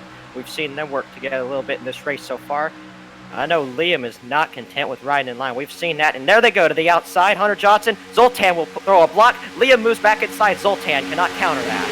Yeah, Zoltan is doing, oh man, as Sheen just about doored that 196 of Zoltan Herzog. Herzog is super, super aggressive. And man, I see a wreck brewing here in about a lap or 2, because the 196 might be the catalyst of it. They work themselves down, 2x2 action as they work down the backstretch. Zoltan up on the high side has the 12 and 12 of Hunter Johnson. The one looks like the 31 of Johnson. A bit of shuffling toward the back. A couple cars dropping to the apron. Looks like the 61 and the number 36. All to the apron. Oh man, 61 sideways. Hey, by Hunter up front, Zoltan Herzog still getting a good push, and he'll have the inside lane now down the front straightaway. He goes, he drops down in front of Liam Sheen. Those guys pushing each other through the trioval right now. These guys, the first, second, and third place cars, have just put on a show here tonight right now as we take lap number 29. This has easily been the best battle for the lead in the Superspeedway series all season as we go 1 and 2 right now. Yeah, Herzog fending off the bottom side. You see Sheen there in tow in second place, but he's getting a bit out of line. Looks like the 41 of Christopher Wild is going to be the pusher of that. To work down the back straightaway. You see all the cars aligned. You see the second pack as well, also floating around there. They're 2x2 as well, but up front, Sheen wants to move up to the high side. Off the 12. Oh, they're scrambling again. The Sheen gets moved out of the line. Yep, Sheen's just going to have to drop back right now. Mark Frimpong will pass him in the middle. And that will leave Zoltan Herzog still up front after they just had to save it through turns 3 and 4. And these guys have demonstrated amazing car control here tonight, especially racing for the lead like they have been. It's been near a crash almost 3 or 4. Yeah, definitely. As 1 and 2. Now stacked up 2x2 again, a bit more organized than what they were a couple laps ago. But in the meantime, up front, that number 12 of Hunter Johnson is still retaining it. But on the inside, you see the 196 of Zoltan Herzog. Those 2 drivers have just been talking the show as they're fanning out 3 wide. Liam Sheen wants to take the high side. He can't do it. Yep. Johnson is going to probably take lead here, but man, one car just got right out of line. I'm not sure if he got hot and he just needed to boot to the outside, but he was really unstable. That was Mark Frimpong, the car that went to the outside. But now, here comes Ryan Berry giving a push to his teammate Hunter Johnson through the trioval. We're coming up on a lap car. That's Ken Bueno. That's going to stay himself to the inside. Looks like those Prox teammates may be clear. Yup, and Ryan Berry also now working himself into the top 2 of that number 78. As, yeah, we've yet to see his really name. He didn't make the LCQ last race, but here he is. Since he made the LCQ, he is now running up with his teammates. Looks like the number 12 of Hunter Johnson as well, but up front, the 31 of Jonathan Hernandez got a huge push from the 42. They'll crown the top 2 spots here as they work into 3. man, Hernandez got a really good push by Liam Sheen. He's another one of those guys that's a really good pusher, Liam Sheen is. So they go through 3 and 4 right now, and down in the front straightaway. We're starting to see these guys go single file as Zoltan Herzeg's going to be left up high. He's going to need to find a hole here soon. They cross the start-finish line. Jonathan Hernandez will lead lap 31, driving the 31 car. Zoltan will have to scoot himself all the way to the backside of that number 82 of Enzo Gauthier, but has a hole right behind Charlie Byron. I'm expecting that hole to be filled by that 82, but in the meantime, up front now, we're getting really organized as up front is the number 31 of Hernandez. He's leading this pack fairly nice and evenly. His top 4, all very nice, prestigious racers. I expect those 4 to maybe work with each other coming into this next green flag pit stop. Yep, he would come down the front straightaway for the 32nd time tonight. Jonathan Hernandez will continue to lead down the front straightaway. These guys, oh, Hunter Johnson got a bad push there from the 70-year Ryan Berry. Those guys are going to hang on to it just fine.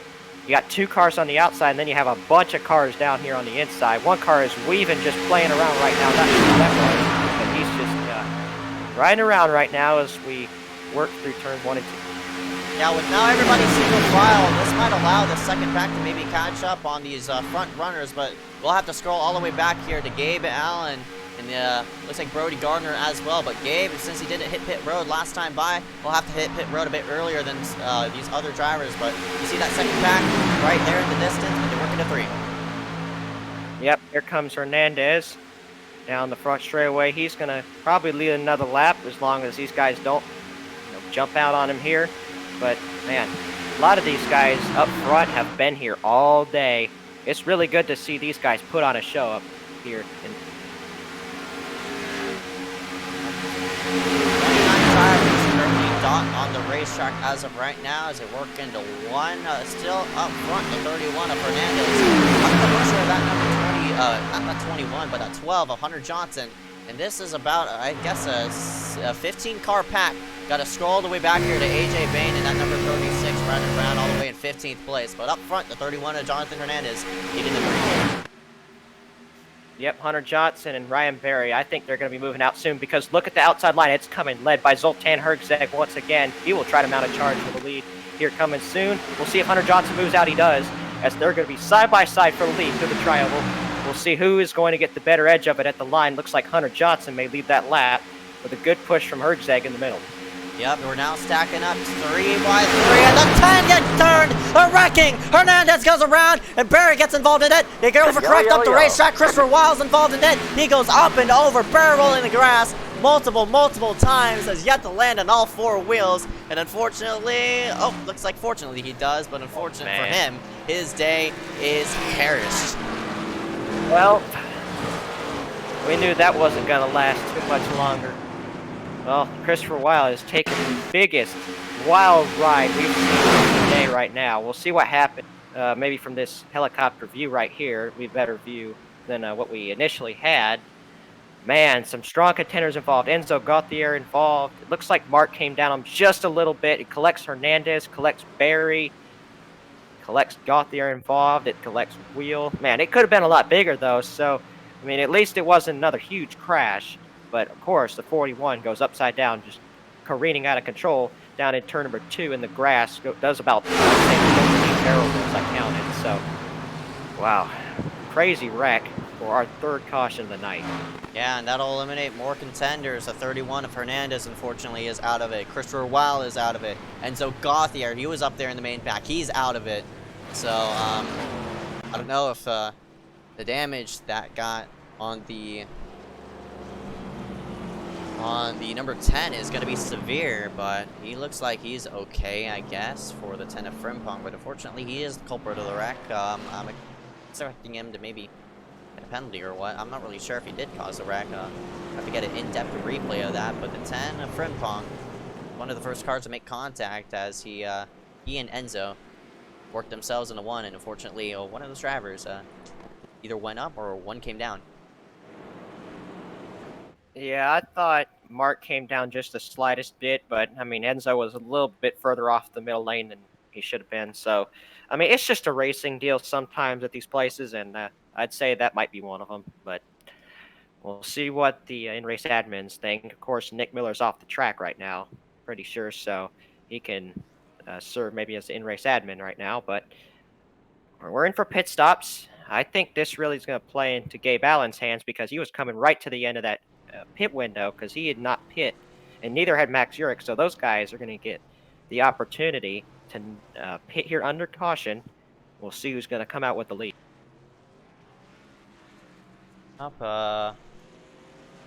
It also gives a break to all those drivers who got disconnected, as Mitch Hobbs is don't really know what he's doing. He got there at the edge of whoever's stall that was, but in the meantime, all those drivers getting some service on in. They will get themselves onto the racetrack, but as I said, it gives a break to all those drivers who were in that second pack to catch themselves up and maybe duke it out here, but of course, that might be the catalyst for another big wreck. We'll have to see, though, but still yet to cross halfway this time, so fortunately, we've eliminated a lot of drivers right now. We're now down to 27 on the racetrack.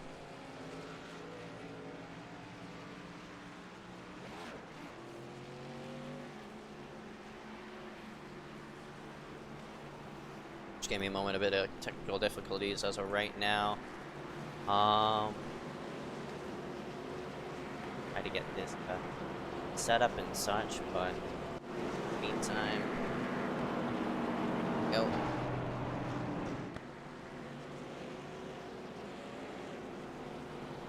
Oh, oops.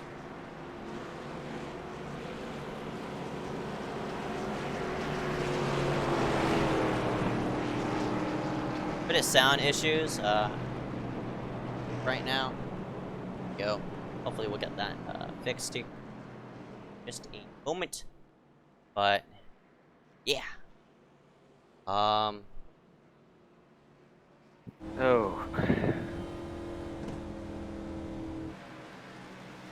We're gonna try to fix these sound issues and such that's been reported on the stream. And tinker around with a couple of settings, so gonna be going in and out, but up front, Ryan Berry, oh actually he's gonna hit pit road. Looks like I don't know if he missed his stall or what, but works himself on the pit road yet again. Second wave is now sells on in. Yeah, I'd say anybody that came in this time is probably planning maybe restart near the rear of the field. As we've seen, the front of the field has been the place where all these crashes have happened, so it's very possible these guys are just going to try and stay out of even more trouble. You see Mitch Hobbs has overshot his pit box. There he is getting back in there. Oh man, continuing to have some issues there, but we've taken one to go. These guys need to get out of the pits or they're not even going to make the start. But let's take a look at some of the guys that have survived this. And they're up front now. That's Hunter Johnson, who's in the lead. Carson Poindexter second. How about AJ Bain in third spot? Yeah, AJ still has that rear end damage. He had a 10.6 second pit stop by the looks of it. So AJ, I don't know if he came down for optional, but he's luckily stayed with that lead draft. So it doesn't seem to be as severe as I thought it would. We'll scroll all the way back to looks like fourth place. So Charlie Byer, Brody Garner is in here as well. Jack DeAndrea, JJ Hill, Garrett Hess, Ryan Kendrick, and Max Urich all in this top 10. So some new names now shuffling themselves in here because a lot of those lead drivers looks like wanna fall back to the rear. Yeah, I don't blame them if they do want to go back to the rear, because we've seen a lot of trouble up near the front of the field, and I think that's, if we do have more trouble, that's where we'll continue to be able to see that. But we'll see how AJ Bain, guys like him, Jack DeAndrea, JJ Hill, Garrett Hess, we'll see how they're going to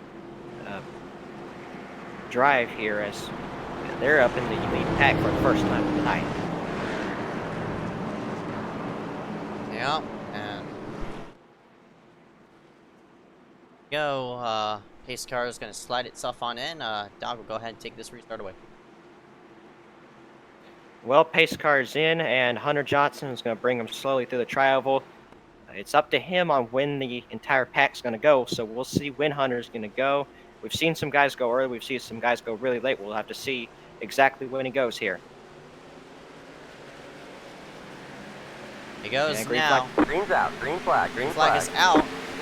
That really fanned out the field as the top 5 will single themselves out. AJ Bain will slide himself into 2nd place, and Carson Poindexter will easily slot into 3rd.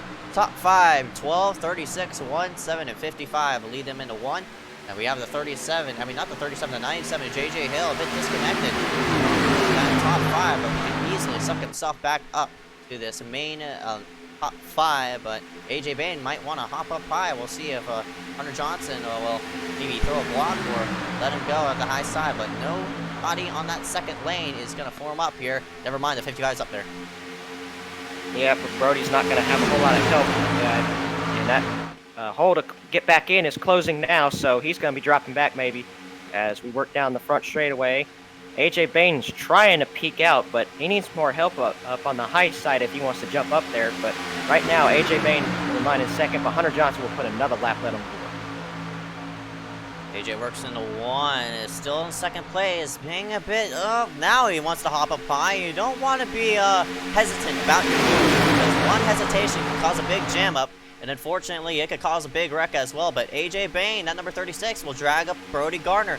Ryan Kendrick as well, going to go to the front, going to drag along Liam Sheen. It looks like Zoltan Hertzeg into the mix as well. Brody does not go with AJ, and Brody will gun for the lead. We'll see if Kendrick can come down on second. Not going to happen. These guys are going to be side by side down the front straightaway. AJ Bain going to try and lead his first lap of the night, but he doesn't have enough help down on the inside. Brody Garner is going to get the edge. Will he drop down? Oh, he's thinking about it, but he's going to be unable to. Oh, now he does, as he really got to run through the travel. He will clear for the lead. Working the 1, Brody Gardner, now your leader. Now AJ Bain is in front of the 12, Hunter Johnson. The first time Hunter has really been trapped behind a couple of cars. Now we'll see how the 12 can work himself back into the mix. AJ's going to hop to the 3rd lane, and now he'll have the number 42 of Liam Sheen, as well as Zoltan Hertzeg as a pusher as they work down the backstretch coming into 3. AJ Bain will clear the 55. I'm not sure if he's going to be clear of him, but he does have a good push behind. That's Liam Sheen trying to give him a shove. Zoltan Hertzeg behind him.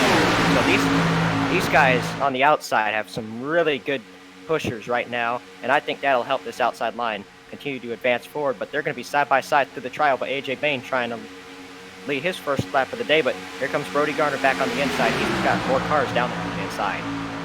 Yeah, that inside line is starting to be really secure now. There's only 3 cars up on that high bank. It looks like the 36, the 42, and the 196 all lining up against that 2nd lane as Brody's going to throw a block down the back straightaway. And they work down the backstretch. Brody Garner want a gun for the lead. We might go 3 wide as the 42 as Sheen is looking through the middle. But man, Brody's pulling a huge block at AJ. He might get swamped here in a moment. Nope, he's going to drop right down to the inside in front of Hunter Johnson. Good job to manage those lines right there. But man, Sheen doing a whole lot of pinching. Look at that.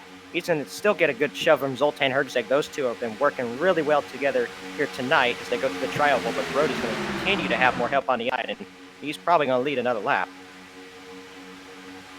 Across the start-finish line they go at the wire. Looks like it's Garner by a smidge. But we also have to mention about our pit stop that might be coming up here in about, I guess, 20 laps from now. I know it's a far ways away, but all these drivers have to communicate with each other and get themselves into a nice spot as Josh Patterson's all sorts of sideways in the back, just screwing around.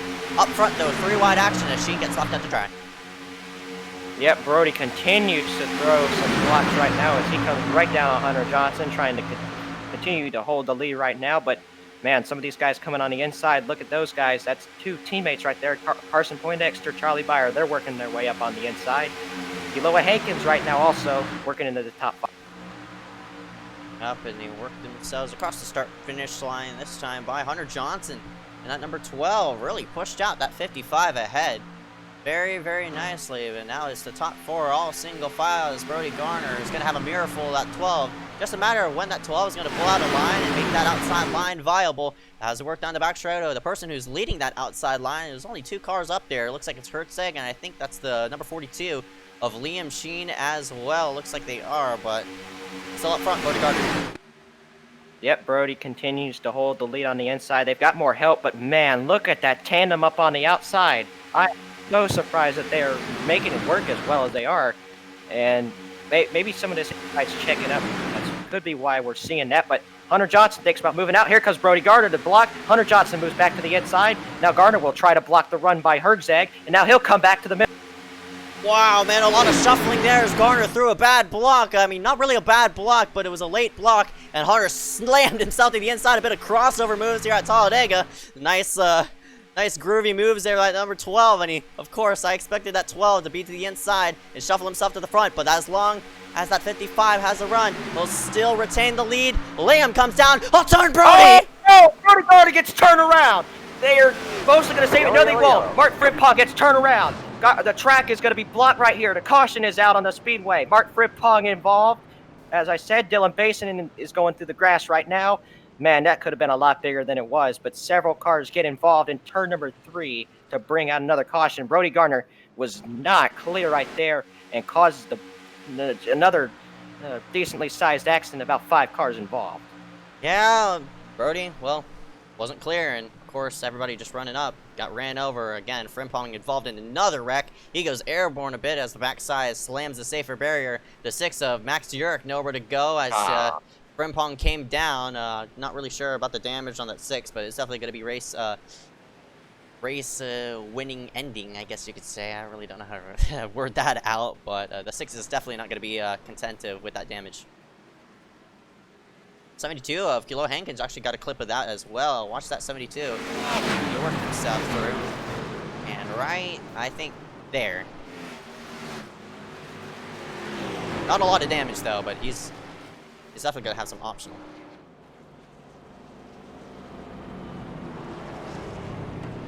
On a Poindexter with no front end.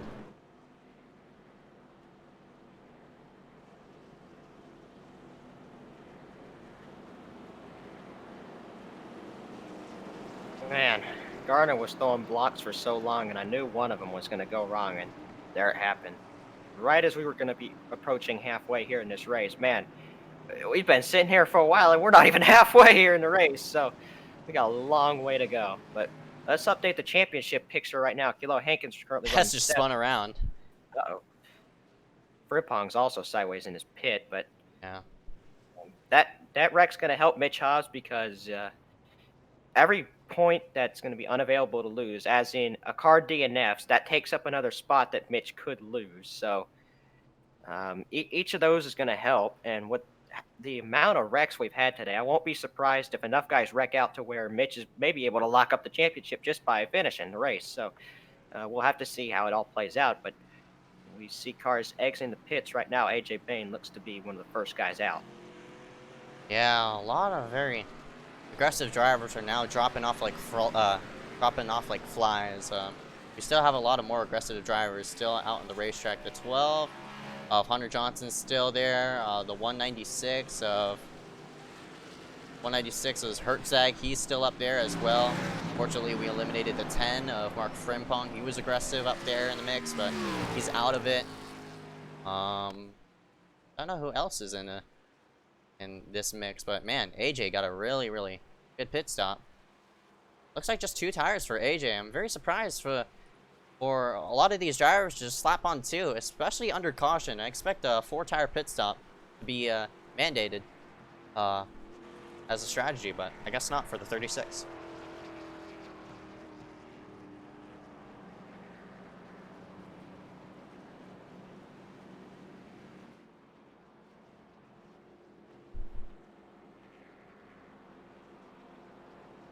It's good to see AJ Bain up front.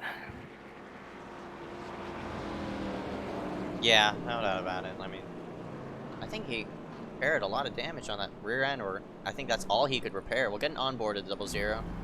Kendrick. That back end, the 36 doesn't look as bad.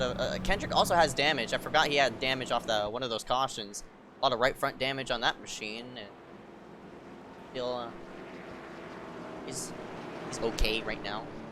He's been able to keep it up in the lead pack for the most part, so even though he's got pretty noticeable damage, it's not really hurting him too bad. Probably going to be down on RPMs, but as long as he's got a car behind him, I think he's going to be able to just fare just fine here up in the lead pack. But we're going to cross, and we've now completed half of tonight's race. We still have exactly a half a race to go right now. AJ Bain will lead it here at the halfway point as we are under caution. Jack DeAndrea is now up to third. That's a name we haven't really talked about all day, as we've taken the 1 to go this time.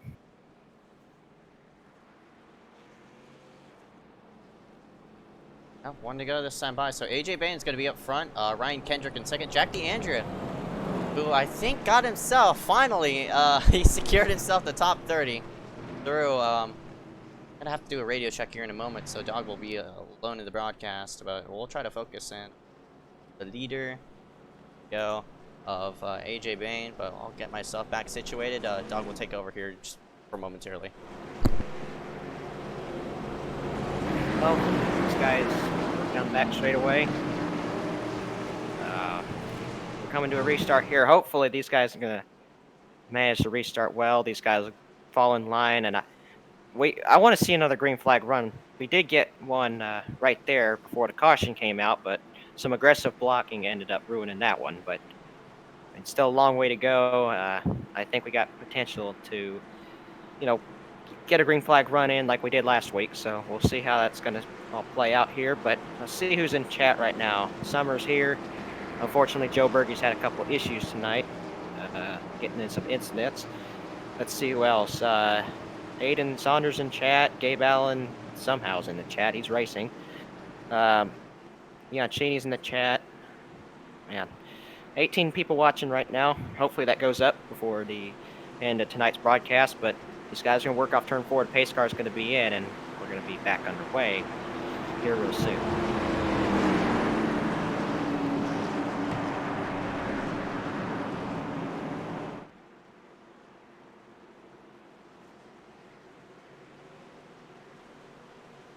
Pace car will take the hard left into the pit lane. We'll see when AJ Bain wants to go. He is the leader. It's at his discretion on when he will go and when the infield's going to go right here as we work through the truck.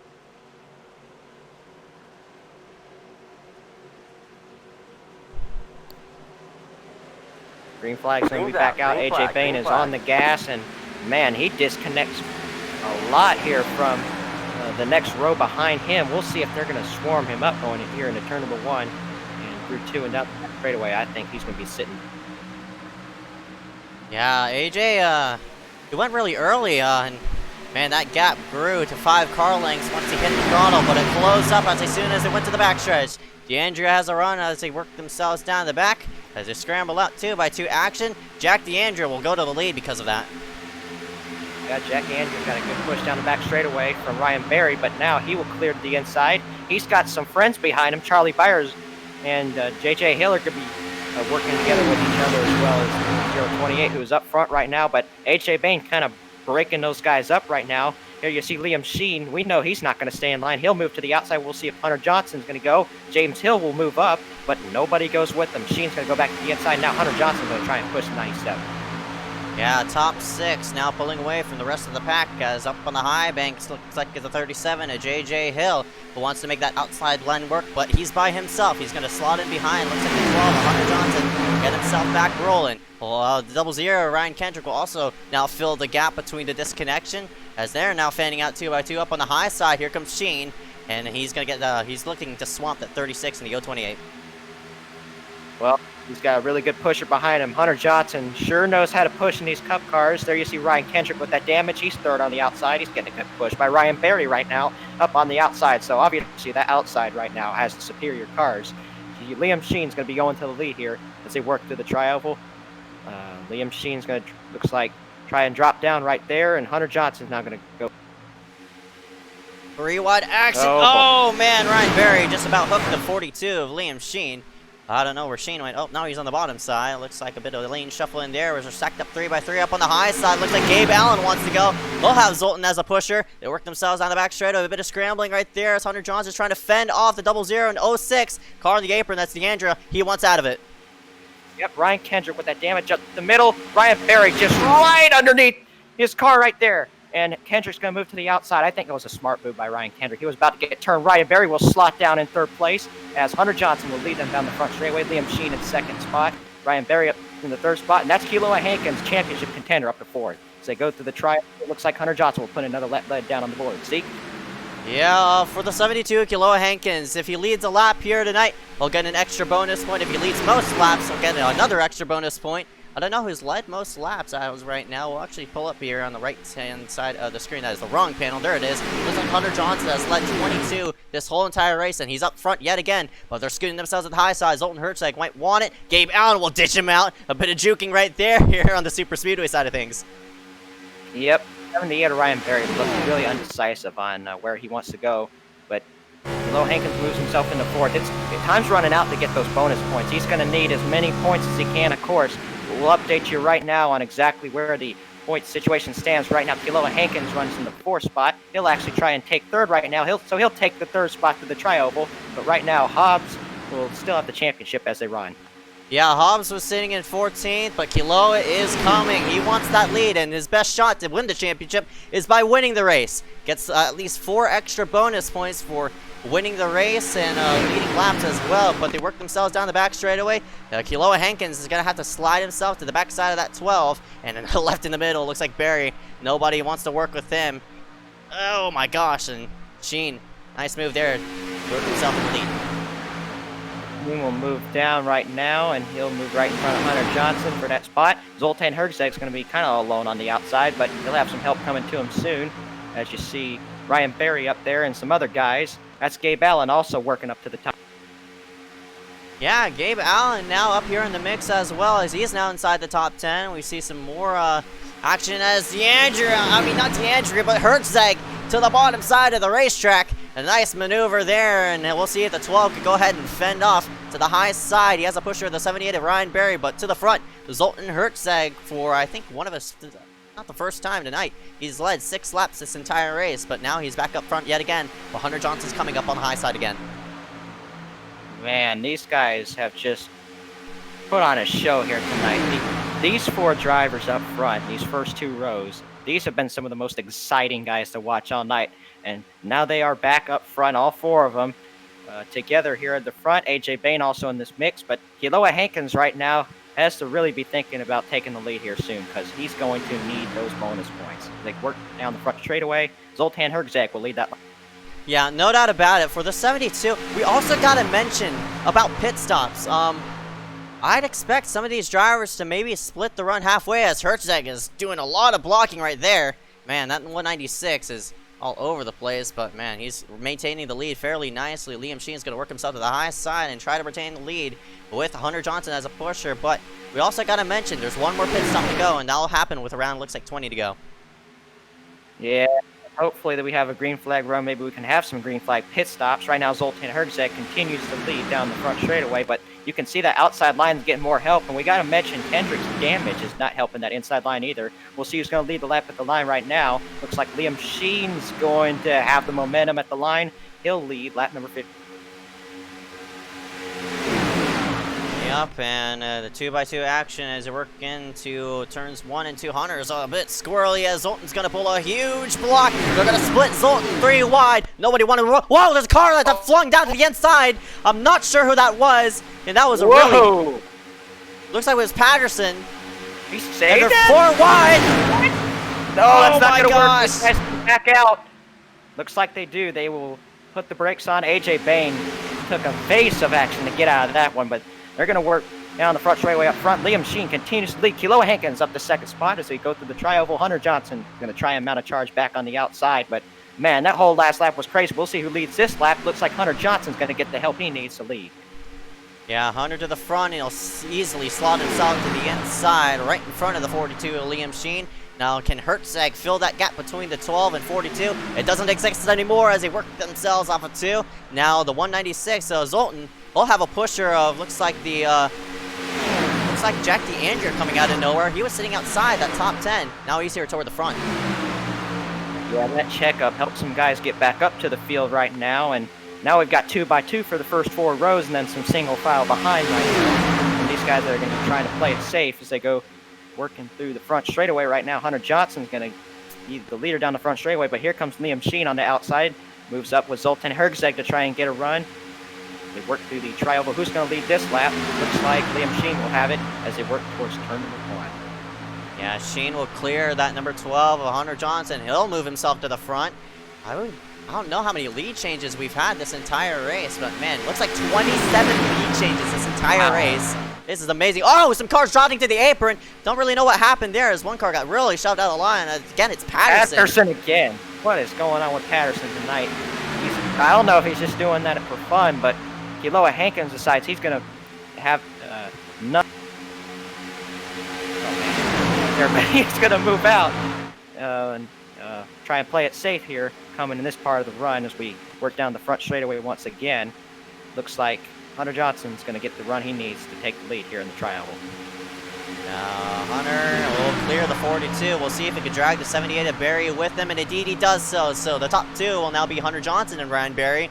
Now Zoltan Hertzeg and that 196 will be left out to dry. We'll have to scroll all the way back to that 00 of Ryan Kendrick, the one who's all the way in second line on that outside. But now everybody's trying to get organized. We might see a green flag pit stops here momentarily. Not sure.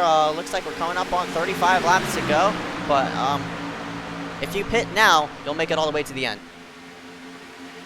Yeah, we'll see when these guys are going to decide to pit. I think most of these guys are going to pit as soon as a window opens, but there could be several strategies that these guys are going to go with. We'll have to see when they do. But if these guys get into a single file line, I think that'll be a sign that they're getting ready to pit. As you see, Liam Sheen's going to drop down. He'll put another lap on the board. Zoltan Hertzeg's going to be left out. Yeah, Hertzeg now going to pick up Gabe Allen up on that high bank. Looks like the 00 of Ryan Kendrick can't really get a suck up with that damage on that right front. He is not going anywhere as of right now, but they work themselves down the back stretch. Zoltan is coming though. And with that 06 right behind him, a clean car, they might work themselves to the front. A bit of three-wide action. Here comes the high side. Looks like a Patterson. I don't know who that, looks like Dylan Basin up there as well. Yep, two are teammates. They're going to try and find each other and maybe work their way up to the front of the field right now. But Liam Sheen in a good push by Hunter Johnson down on the inside. That outside line is kind of falling apart now, but man, Hertzeg just knows how to, side draft and keep his way up here. And he's got help from Gabe Allen. Those two are the only reason this outside line even exists right now. Yep, and this time by 61 out of 94 as not a lot of cars in this main pack now. We have to go all the way back here to, oh, actually, this is all that's in the main pack. I thought there was like a second pack, but we've eliminated so many drivers. There's barely anybody left. There's only 22 drivers out on the racetrack as of right now on the lead lap. But in the meantime, up front, Zoltan Hertzeg is getting a huge push from the 06 of Gabe Allen. Engine temp might be getting hot for Gabe. All right, well, you say that there's only 22 cars on the racetrack. The gap between Kiloa and Mitch is 18 points, so the window's closing for Kiloa Hankins to get this championship with how many guys that are out of the race right now. So, man, Mitch Hobbs maybe it will lock up this championship if we get another big crash. We go down the front straightaways lead. Yeah, there's Mitch Hobbs in the number 4, P14 as of right now, but up front, 2x2 action might be brewing here for another wreck here and momentarily. The 42, Liam Sheen, still leading up front. He's going to pull a block there, and the Zoltan Hertzeg swipes himself down to the number 12, Hunter Johnson, defending out 3 wide as Gabe Allen might be backing out of it. Oh. Man, more blocking going on. Well, that's going to leave a hole open for Hunter Johnson. He will take it with his teammate Ryan Barry down on the inside. We're coming up on a lap car as this field's 3x3x3 right now. That lap car is going to need to get out of the way. It looks like he'll stay high as these guys are going to need to work double file to get around him. Looks like Max Urich in the 6 is the driver that is going a lap down right there. So that's another car that's taken off the lead lap. Right now, looks like Liam Sheen will put another lap lead on the board with a good push now by Zoltan Hertzeg. Yeah, Hertzeg is... Oh, man, I thought Sheen got booted right there by Hertzeg, but Sheen really aggressive there as he just flung himself down under that 12 of Hunter Johnson, who's on the apron. He has to scoot himself back up, and indeed he does so. So, right now, we're coming up on pit stops here shortly. I mean, they could pit even further. I don't know if you want to stay yourself out. I'm not sure what kind of strategy this whole lead pack is going to go with. Well, I think if you're in a pack with the most cars and you end up pitting with them, you're in the best position to come out with the lead. So we'll see who exactly will come out with the lead. As we see a little bit of squirrely racing through the tri-oval, but these guys are starting to get a little more single file now. Mostly the strongest cars now. Single file, I think these guys are getting ready for pit stops. But I'd say they stretch it out maybe another 3-4 laps because you have to have insurance in case of like checkers, which based on the aggressive race we may need to use. So He worked down the back straightaway once again. These guys are coming close to making a pit stop. Yeah, we'll pull up race summary here in the bottom right. 31 laps to go. Your pit window is around 34 to 39. So if you pit now, you'll have at least 5 laps of insurance to put yourself to the checkered flag. That does include green-white checkers as well. But up front, Zoltan Herzeg is now. He now has a mirror full of the 42 machine, and now they're all getting stacked up single file yet again. I think they're getting the pit stop. You see a couple guys are moving up to the outside. I don't know if they're just trying to cool down their engine temps. You see now Liam Sheen's going to move to the outside. Hunter Johnson and Ryan Perry are both going to go with them. That would leave Zoltan out to dry right now as they go down the back straightaway. We'll see exactly when these guys are going to come down. You see them. Oh, man, look at them just trying to follow each other. That was almost a crash. Yeah, a bit of delayed follow the leader right there as Hunter just about hooked the quarter panel of the 42. Luckily, that number 12, he could take aware of his actions and scoot himself back in line fairly nicely. Up front, though, Liam Sheen will lead himself through the tri-oval yet again, but as I mentioned, pit stops is coming up shortly. It's just a matter of when these drivers want to hit pit road and what kind of strategy are they going to go with. Like, are they going to go with 2 tires, 4 tires? Maybe fill it up with Sunoco fuel all the way? I'm not sure if they're going to fill it up with Sunoco fuel all the way because we only have, looks like 29 laps to go, so you don't have to fill it up all the way. Down the back straightaway, Liam Sheen continues to lead tonight. Whoa! Barry will turn Zoltan! Get Herzeg down the back straightaway, hard in the outside while they both go. The caution is out. Another car involved with no front end. That is Josh Patterson up the racetrack. 3 cars involved for, I think, our 6th caution of the day. Oh, man. That sucks because those guys have now brought out what is actually the 5th caution of the night. But, wow. 3 strong contenders are going to be out. Yeah, Barry. That's not over well at all. No, it isn't. Barry, I mean, there was definitely a hole down there, but it was enough for just 1 car, of course, and unfortunately, I don't know. I can't really call that one because that's a ideology wreck, I guess you could say. Herzeg had a run. He definitely had room to the apron, but he didn't want to go to the apron, and Barry, they both made contact. Barry flipped the quarter panel of the 196, and unfortunate for the 02 at Patterson, he just piles in, and yeah, I don't expect those 3 to be contentive, unfortunately, but yikes, that sucks. Yeah. And with this caution coming out as well, these drivers can make it all the way to the checkered flag now. All they gotta do is come in, fill the tank up, and they're good to the end. And for those green-white checkers that we very possibly could end up being here. So we'll have to see how it all plays out. But of course, 3 strong contenders are now out of the race because of that. Looks like Max, you're we pass.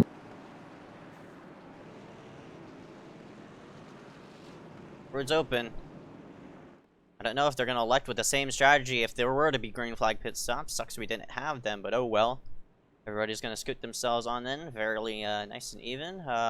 Maybe now you want to take on 2 tires. Of course, with AJ, he's been taking on 2 tires multiple times. I don't know if he wants to elect with 4. But, yeah, that's Barry speeding himself through. I think his day is done for, unfortunately. Zoltan, he's missing a front end. His day is done for. Not really sure, but the first one out, number 12, Hunter Johnson. I took a couple more cars out of the race, and of course, with the absolutely dwindling amount of cars we have even left here on the racetrack, each of those spots that's going to be filled up by those DNF drivers is going to give another point to Mitch Hobbs, which might just end up locking in the championship for him, as the gap is 18 points entering the race, and we don't even have a whole lot of cars left. Yeah, with now, looks like that'll eliminate all the way to, I think, 18th place, all the way to the lead lap. So, for that number 89 of Mitch Hobbs, if he does DNF, there's still cars running laps on the racetrack. The 82 of Enzo Gauthier's sitting 22nd, 3 laps down. Christopher Weil, he's now 3 laps down as he's on pit road. Hunter Rupp, actually, looks like he's heading out on the racetrack right now. I don't know if I don't really know what he's doing, but he's there as well. So, who knows if they can make some more laps on the racetrack? They might hop other drivers who DNF'd: Carson Poindexter, Brody Gardner, Mark Frimpong, Jonathan Hernandez. I'm not really sure if Mitch is really secure yet, but we'll have to see, because he's sitting 13th right now. Kiloa Hankins is all the way in 12th. So, the way that it's sitting right now, Mitch Hobbs will obviously be the winner of that. But if Mitch does DNF, he'll drop all the way back to 20th place, or 19th place, excuse me. Yeah, we do have some lap down cars that are going to move up in the scoring, so got to take those guys into account as well. But yeah, that window's closing for Kiloa Hankins. At this point, he's going to have to finish. I'd say if he does win the race, he's going to have to finish at least 15 or 16 spots ahead of Mitch Hobbs, which can still happen. But man, we just eliminated just about half the field tonight. And right now, we're going to cross the start-finish line. Hopefully get the one to go this time. We do. So these guys are going to go double file. Man, look at we don't even have a whole lot of cars left. Look at that group right there. That's not a whole lot of cars, Zeke. Yeah, no doubt about it. With the pit stops now done, it now comes to a race of attrition. Wherever you are is, wherever you are, I guess. Just simply to put it, you have to work off of where you are right now. So, for those drivers who are starting in the back, they have to work with each other to pull themselves forward. For those drivers who are starting all the way up front, they got to maintain themselves up front. So, but we'll have to see on how this is all gonna work out to people's favors. But a lot of people are topping off. I'm not really sure what they're doing. No reason to really top off. But yeah, not really sure. But man, I'm looking at some of these contenders. Of course, it's been a while since we've seen Hunter Johnson in the victory lane. Liam Sheen up there in the mix in that 42. Jack DeAndrea, and he's never won here in iSCAR. Ryan Kendrick, 00. E2 is yet to hit victory lane. Garrett Hess, he's up in here in the mix as well. I haven't talked about that number 86, but now he's up here in the mix. Looking for his, I think, second or third win ever in iSCAR. Yep. Of course, Gabe Allen in the 06, he's yet to visit victory lane. The 3, Micah DiMaggio, he's up there in victory. He's yet to hit victory lane ever since at this racetrack at Talladega in the Xfinity Series Season 1. Pace car is in. Here we go, getting set for the next restart.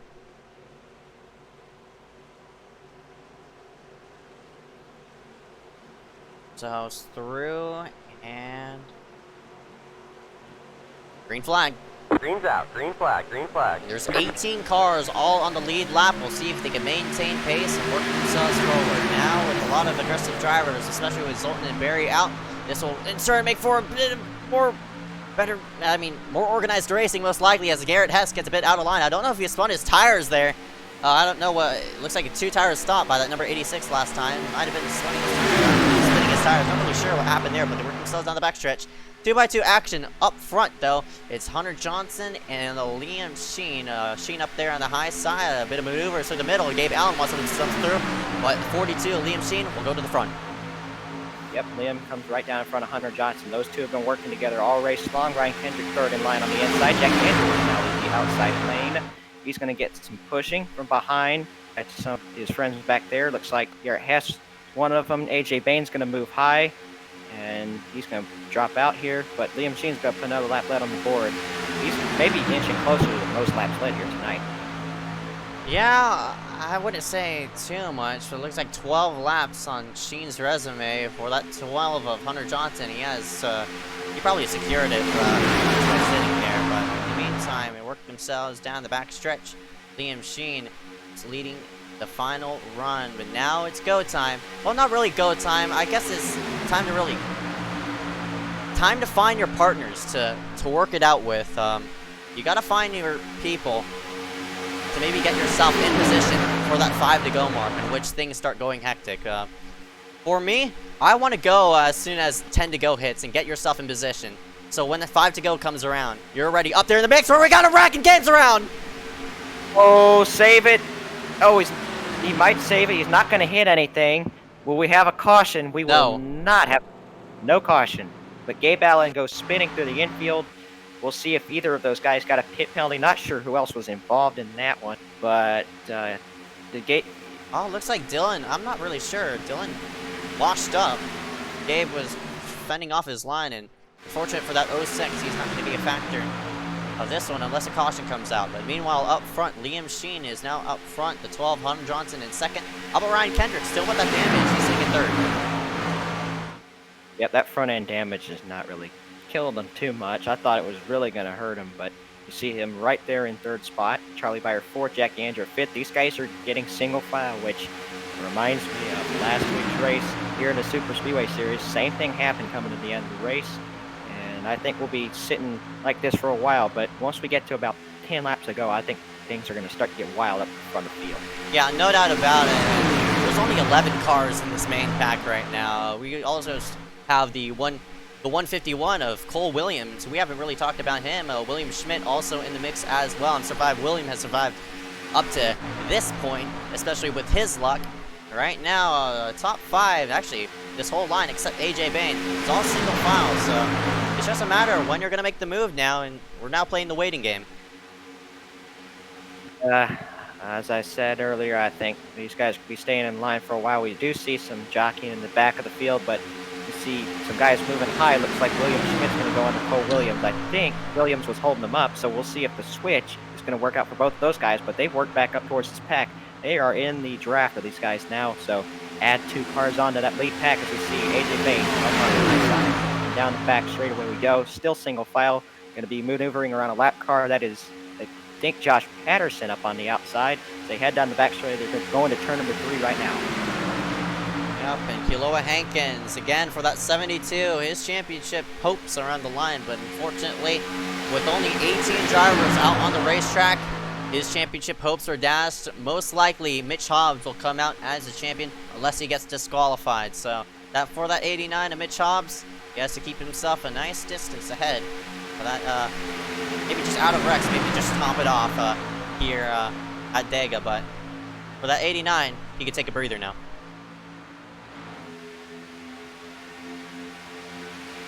Work themselves in the 1 and 2 backstretch. Everybody now single file. We'll go through the top 5 here on your screen. Liam Sheen in that number 42 has led 16 laps this whole entire race. You might be right, dog. He might pass Hunter Johnson there with most laps led. We'll have to see. Hunter Johnson sitting in second place, of course, leading 28 laps. The 00 of Ryan Kendrick is also in the mix as well. He's at the lead a lap. The number 7 of Charlie Byers in 4th place. We've seen him in the victory lane here at Talladega. We'll see if we can get it done here in the Cup side of things. Jack DeAndrea in the number 028.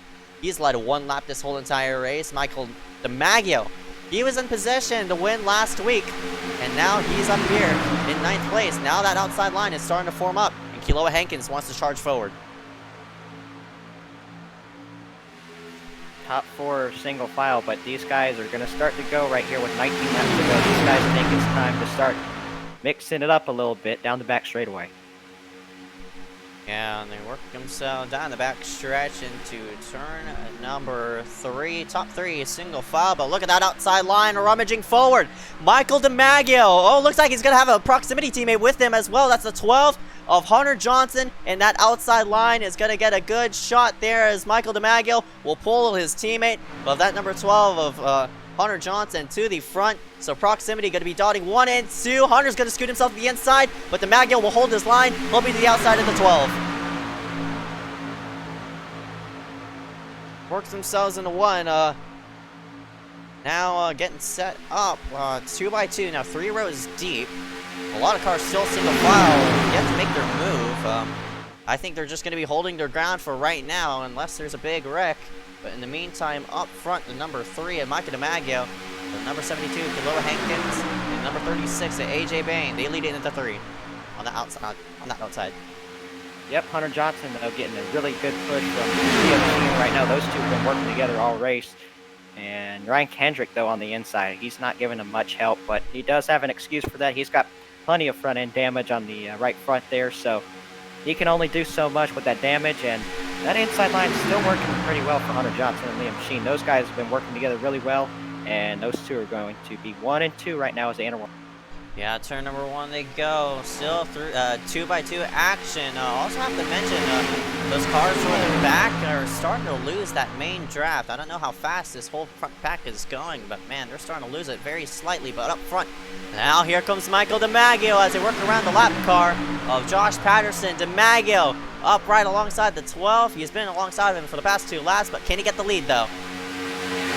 I don't know. He don't have a whole lot of help on that outside. AJ Bain looks to be dropping back just a little bit. Right now, Liam Sheen really squirrely, and he may take him 3 wide as Hunter Johnson's going to get left out. We have a battle for the lead right now. Michael DiMaggio up on the outside, Liam Sheen on the inside, Hunter Johnson in the middle. Now Michael will find his teammate in the middle. Oh, Hunter, goes AJ, and down the track goes AJ, and there's contact being made. The yellow flag is out, and unfortunate for that 36 of AJ Bain, Garrett Hess gets involved in it. Oh my goodness. Wow, that was all caused by Hunter Johnson, who got out of line, and they started shuffling left, right, up, and down, and Mitch Hobbs gets collected. We turned. Oh, this is not going to go over well, folks. Holy cow, they just they're got still coming. Oh my gosh. Frank the end. Oh, man. Well, now we're under caution. Mitch Hobbs kind of struggling to get it back going right now. Wow, that just took a turn for the worst right there with the championship leader, but we'll see what happened right now. Oh, looks like Hunter was trying to he was trying to side draft off the 42. The 42 of Liam. Did he move up at the same time? I think he does. Actually. Yeah, Hunter came down trying to side draft, and Sheen just jotted up. I don't know if he was trying to realign himself as not Bianchini, but Michael DiMaggio was trying to get himself in line. But unfortunately for that made contact, and those two cars at number 36, AJ Bain, unlucky right there as he gets clipped, and Jack DeAndrea, JJ Hill nowhere to go, and they pile up yet again. And for AJ Bain, that damage looks to be severe. He most likely might be out of it.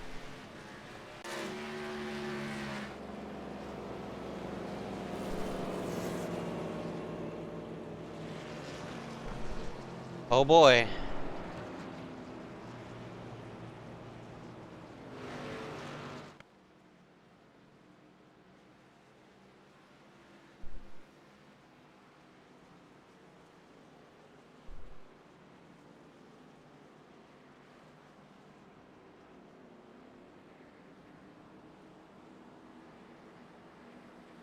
We'll see who comes onto pit road. I'm not expecting some of these drivers to hit pit road. Oh, DiMaggio comes in, and everybody... No, Kiloa's going to be the one to stay out, so...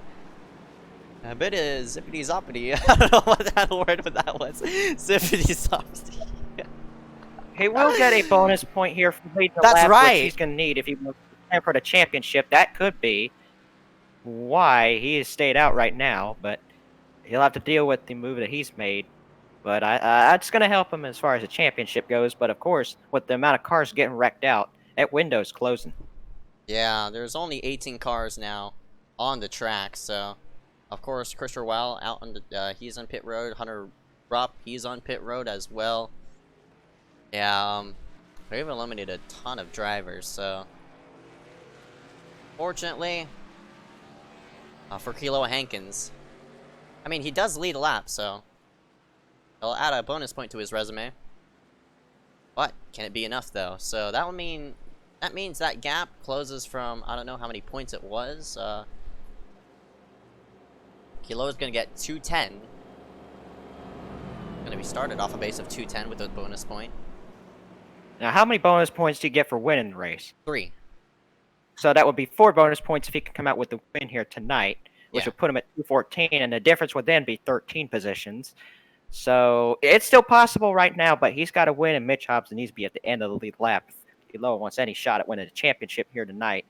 And as I said, that window is really closing right now, but still possible as they run right now. Definitely, and yeah, it's 17 cars on the lead lap. If Mitch finishes last, Kiloa finishes first. Who knows? Maybe Mitch might get involved in a wreck on the white flag. Because, of course, So no many cautions on the white possibilities. flag. Yeah, it might be a possibility. Who knows? If now you're just joining us here for this race, we welcome you here live for the iSCAR iRacing Media Superspeedway Shootout. Currently 14 laps to go in tonight's race, rounding out the finale here at Talladega. We visited these tracks 3 times, both on Daytona and Dega. This one being the third at Dega. This is how your point standings is right now. The drivers to watch out for: the 89 of Mitch Hobbs, Kealoha Hankins, and the number 72. Ryan Kendrick also in that mix as well, but unfortunate for him, he's damaged, but he's sitting in 4th. Maybe he can make an upset. I'm not really sure.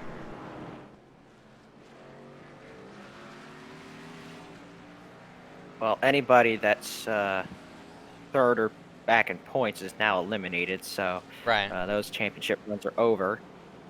So it's going to be either Mitch Hobbs or Kealoha Hankins. Right now, Mitch Hobbs does have the edge in that category right now, but obviously, a lot of time left, a lot of things can happen. But one driver we really have not talked about a lot, he's made his way up towards the front. That's Frank DeAngelis in the 169, up in the 2nd spot. He's made his way through all the crashes so far. He just barely made it into the main event, if you remember from the LCQ. Oh, that was ridiculous. What happened with all the black flags not being able to get cleared there. And Frank snuck in, and so did Cole Williams in the 151, who's also survived up to this point. Yeah, and that's why they're in that position. But it's also a good break for the 06 Gabe Allen. Of course, he spun out, as well as the 51 of Dylan Basin. There they are on the racetrack. They lost the lead draft, but now they're up here. So I guess they replaced the 2 cars that wrecked out of 36 of AJ Bain, and I don't know who the other car was involved. I think it was a triple-digit number. I know that. DeAndrea. I don't know where DeAndrea is. Oh, there he is. He's on pit road.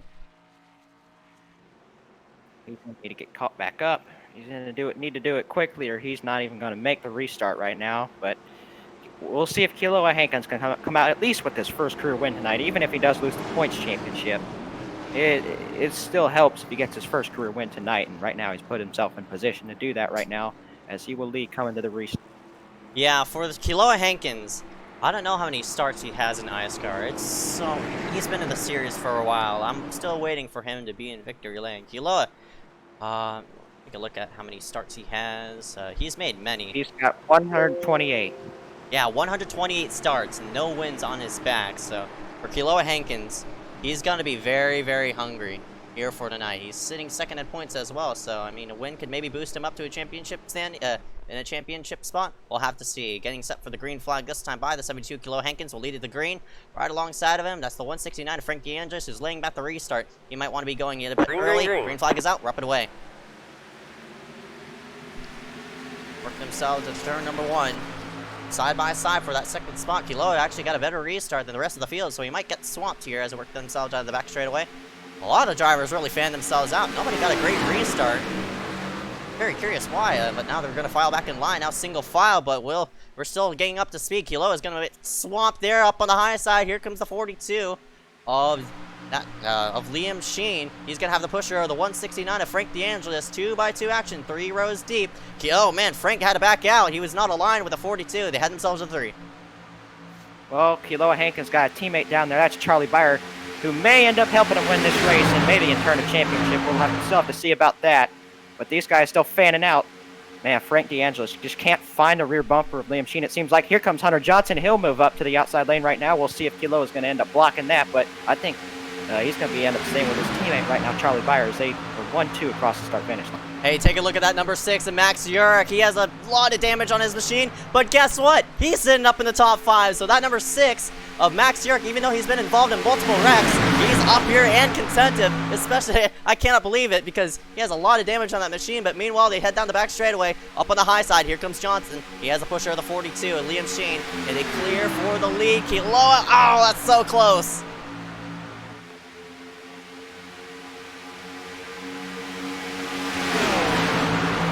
Like Dog's having more internet issues. We'll try to get himself back into the booth. I didn't realize he disconnected, but now he's back into the booth. So we'll take themselves to the front straightaway this time by the number 12, Hunter Johnson, will lead it. Oh man, the 72 Kaloa Hankins and the 7 to Charlie Byer rounding out the top 3.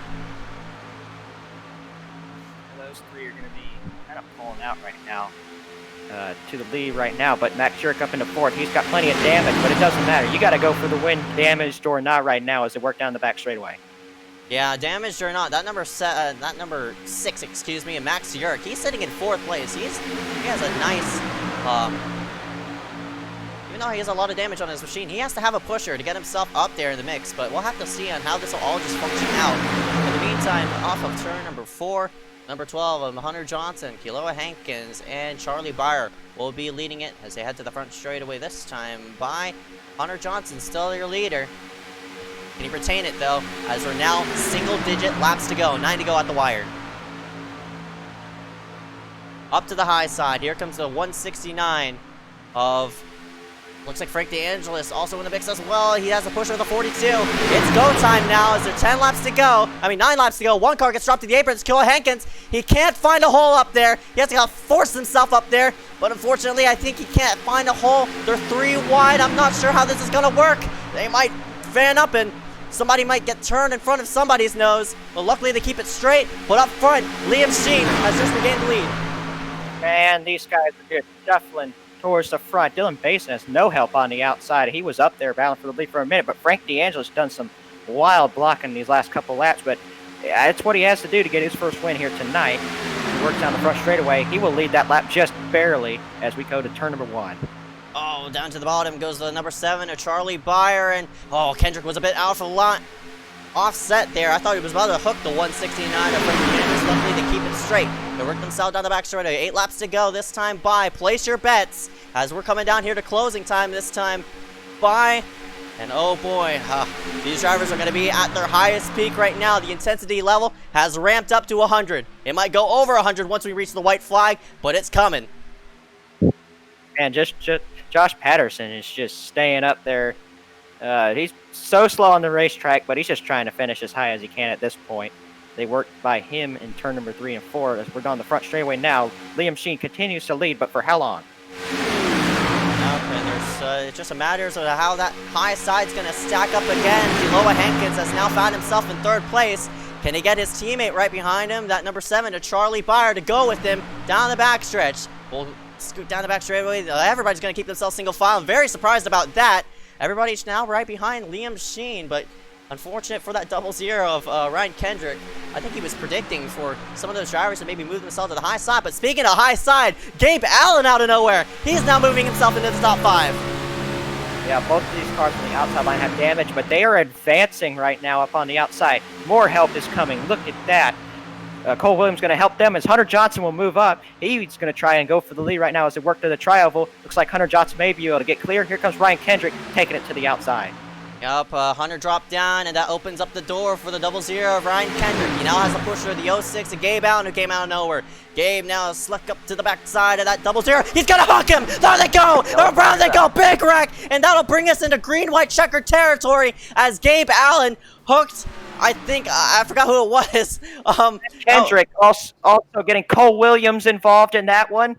Ryan Kendrick, the first car to get turned up the racetrack. There's other cars littered down the inside. That's Cole Williams upside down. Man, another crash in turn number 2. By far the trouble spot of the night. We'll have to see if he just hooked him bad or what. Yep. Oh, that was also weird. Oh, man, that was just a weird way to hook somebody right there. We need to get a helicopter view of that. Look at Cole Williams just flip down the entire racetrack. I mean, watch the 151 on this replay. We'll have to see, because that was the weirdest way I've ever seen somebody get turned. Honestly, yeah, Gabe just pushed him in the corner.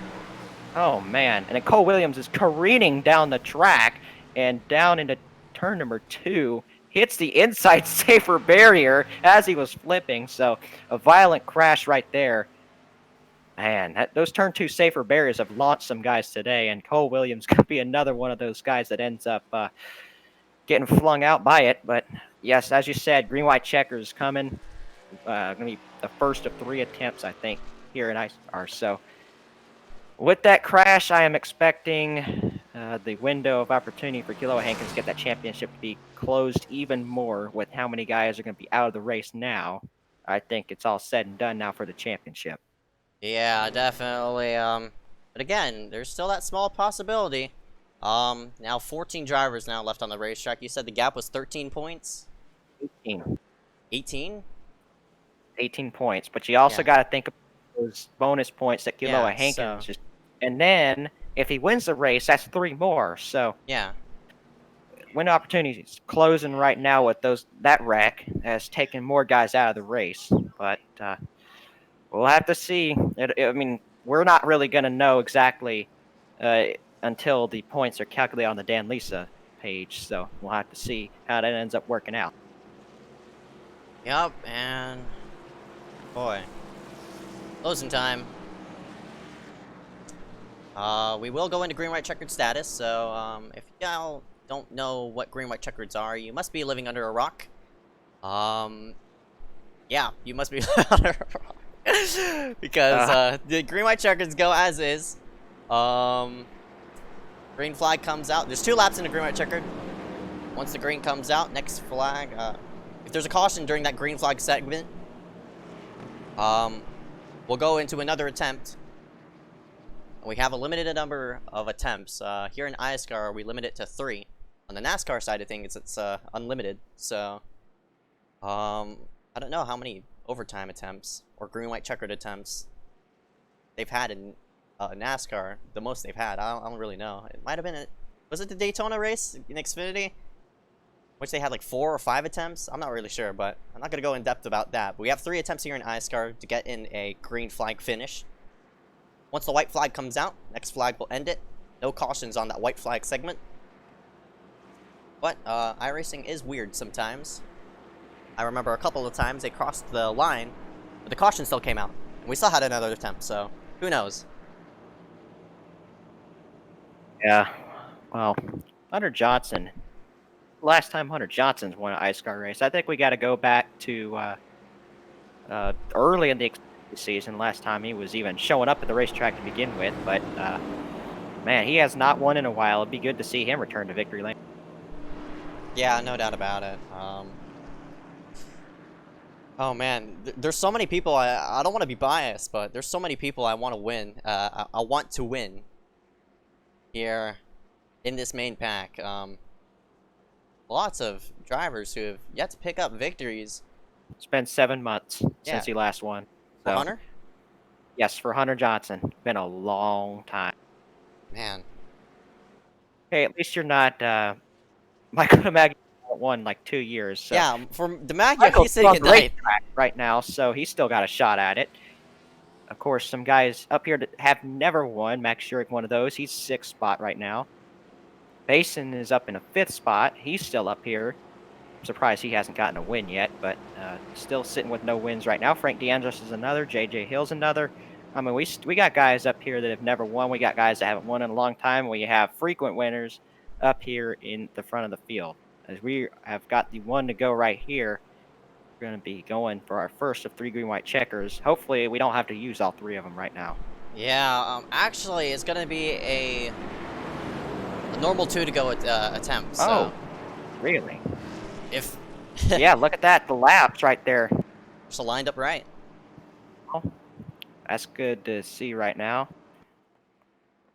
So for Hunter Johnson, that means I guess laps go All right. plus 3 attempts.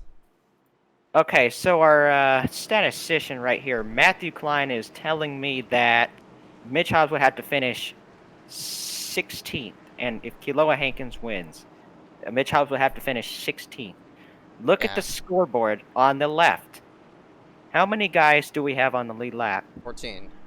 14. That's it. Yeah, that's Your it. champion will be Mitch Hobbs here in the Superspeedway series, barring anything just absolutely wild that will happen. But Yeah, again, he can't get disqualified though. So oh yeah, that's another thing we gotta watch out for. We'll see how many instant points Mitch has right now. Not sure how many that. I know he's been He involved in needs- a couple of wrecks. He needs 17x to get a. Yeah, he has 12. gas. Okay, so he needs to watch it right now. Yeah, he needs to watch out for himself. For Mitch, I know he's finished second multiple times, but for Mitch, I just hold my position and hold my ground as Josh Patterson's sort of being screwy. But in the meantime, here we go. For a 2 to go attempt, Hunter Johnson, who has led the majority of this race, will lead to the green. Man, we've been in a long one here tonight, but Hunter Johnson will be leading to the green flag. And a 2 to go restart. This is not a green-white checkered attempt. You go through the trioval. We'll see when Hunter Johnson's going to choose to go. And man, he's waiting, isn't he? Yeah, he has to wait. You don't want to pull yourself out too ahead, Green but he flag, goes green now. flag. Green flag is out. Lots of tire spin as Sheen is still trying to get it back in line. Hunter I think he got too good of a restart right there. I'm not sure. He might get swamped on the backstretch. They work themselves into one. Now they're starting to align right behind. There's a wreck in the back. Yellow, yellow, yellow. Our first green-white checker actual attempt is going to end up happening right now. A couple cars have gone around. Oh, man, that's not what we wanted to see right there. Oh, man. William Schmidt looks to be one of them that's involved. And who is that on the outside right? Oh, what the heck? Something just happened with William there, and Christopher Weil gets involved. He's been upside down already today, and that's just insult to injury right there, that the 41 even was able to get involved in that one. But, man, an odd incident that's going to bring out our first actual green-white checkered attempt. Yeah, I don't know. DiMaggio, I know he drifted up just a bit, but it wasn't like it wasn't sudden. Christopher was not in that. Christopher was always, he was down to the second lane. I don't know if William got out of line or might have thought. I'm unsure on how that wreck really happened for William, but I mean, yeah, William Schmidt, everybody, his luck just ran out. Yep. Well, I just got some word from Klein that if Mitch ends up getting a disqualification somehow, Keloa Hankins would end up getting in a tie for the championship, and that's about as good as it's going to get. I'm not sure exactly what's going to make that tiebreaker because neither of them have won, so I'm not too sure exactly what the next thing to fall back on is there, but obviously things have to go completely Keloa's way for that to happen, but I'd say maybe 0.5% possible, but I mean, still possible right now. As far as points go, as I'm being told by our statistician here. So, man, this ain't over yet for the championship, but it's getting close. But Yeah. still, Keloa Hankins would have to win for that to happen anyways, and Mitch would have to be disqualified and end of the lead lap. And with that wreck happening, it's probably going to take out William Schmidt from contending. So several possibilities still to go right now, but I think this is Mitch Hobbs' championship still.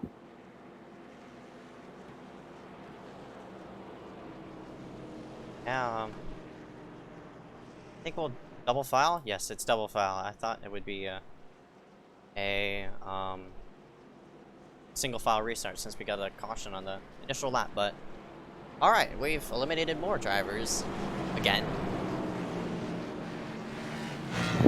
Well, we sure thinned the herd, haven't we, tonight? No doubt about it. We're down to like 17 cars on the track, but I mean, AJ Bain looks to be maybe getting the free pass right now. Either AJ's that or locked he's down? coming out of the pits. Yeah, I think. Where is he on the, no, he's not on the, No, he is what lead am I lap. saying? He's not a lap down. He's on the lead lap. He's just messing with everybody right now. Yeah, I was about to say, like, It looked like he was just taking off right now, like he was going to get the wave around, obviously. I have not checked the scoring here, but, man, we're still under caution right now. Down the back straightaway, Hunter Johnson continues to lead. I'm pretty sure he's now secured that most laps led. Oh, So, no doubt about it. Good night for him, obviously. It is not the panel. There's the panel. Yeah, 39 laps led. Almost half the race that he's been up front. Liam Sheen, Zoltan Herzog, obviously the two other dominant race cars today. And then some other guys that raced towards at the front all race long include Jonathan Hernandez, Brody Garner. Those guys ended up getting involved in crashes, and both of those guys are out of tonight's race. unfortunately for those guys, their season don't end off too well. But at this point, these guys are just messing around under caution. But there ain't gonna be no messing around when we come to this finish. These guys are gonna be going for all they can here at the end of this race. Yeah. Sucks for all the viewers because I know we were stacked up with like 35 viewers set to see a nice too good to go finish, but unfortunately we're gonna have to wait another pacing stint for that. But chat, I want you guys to go ahead and type down who you think is gonna come out up top here for this one. Of course, now into the overtime era. Hunter Johnson, Kealoha Hankins, Liam Sheen, Charlie Byer, Dylan Basin gonna round out the top 5. Just a matter of how this is all gonna work out for all these drivers. Get yourself situated, and hopefully you'll be there at the end. For Hunter Johnson, oh boy, you don't want to get too good of a restart. But at the same time, you don't want to get too bad of a restart. We'll have to see, because no doubt Kealoha Hankins and Liam Sheen are going to be as aggressive as they can, because they're looking for their first couple of wins. Sheen have already been in victory lane in the late model series, but for the 72 Kealoha Hankins, he's never been in victory lane before.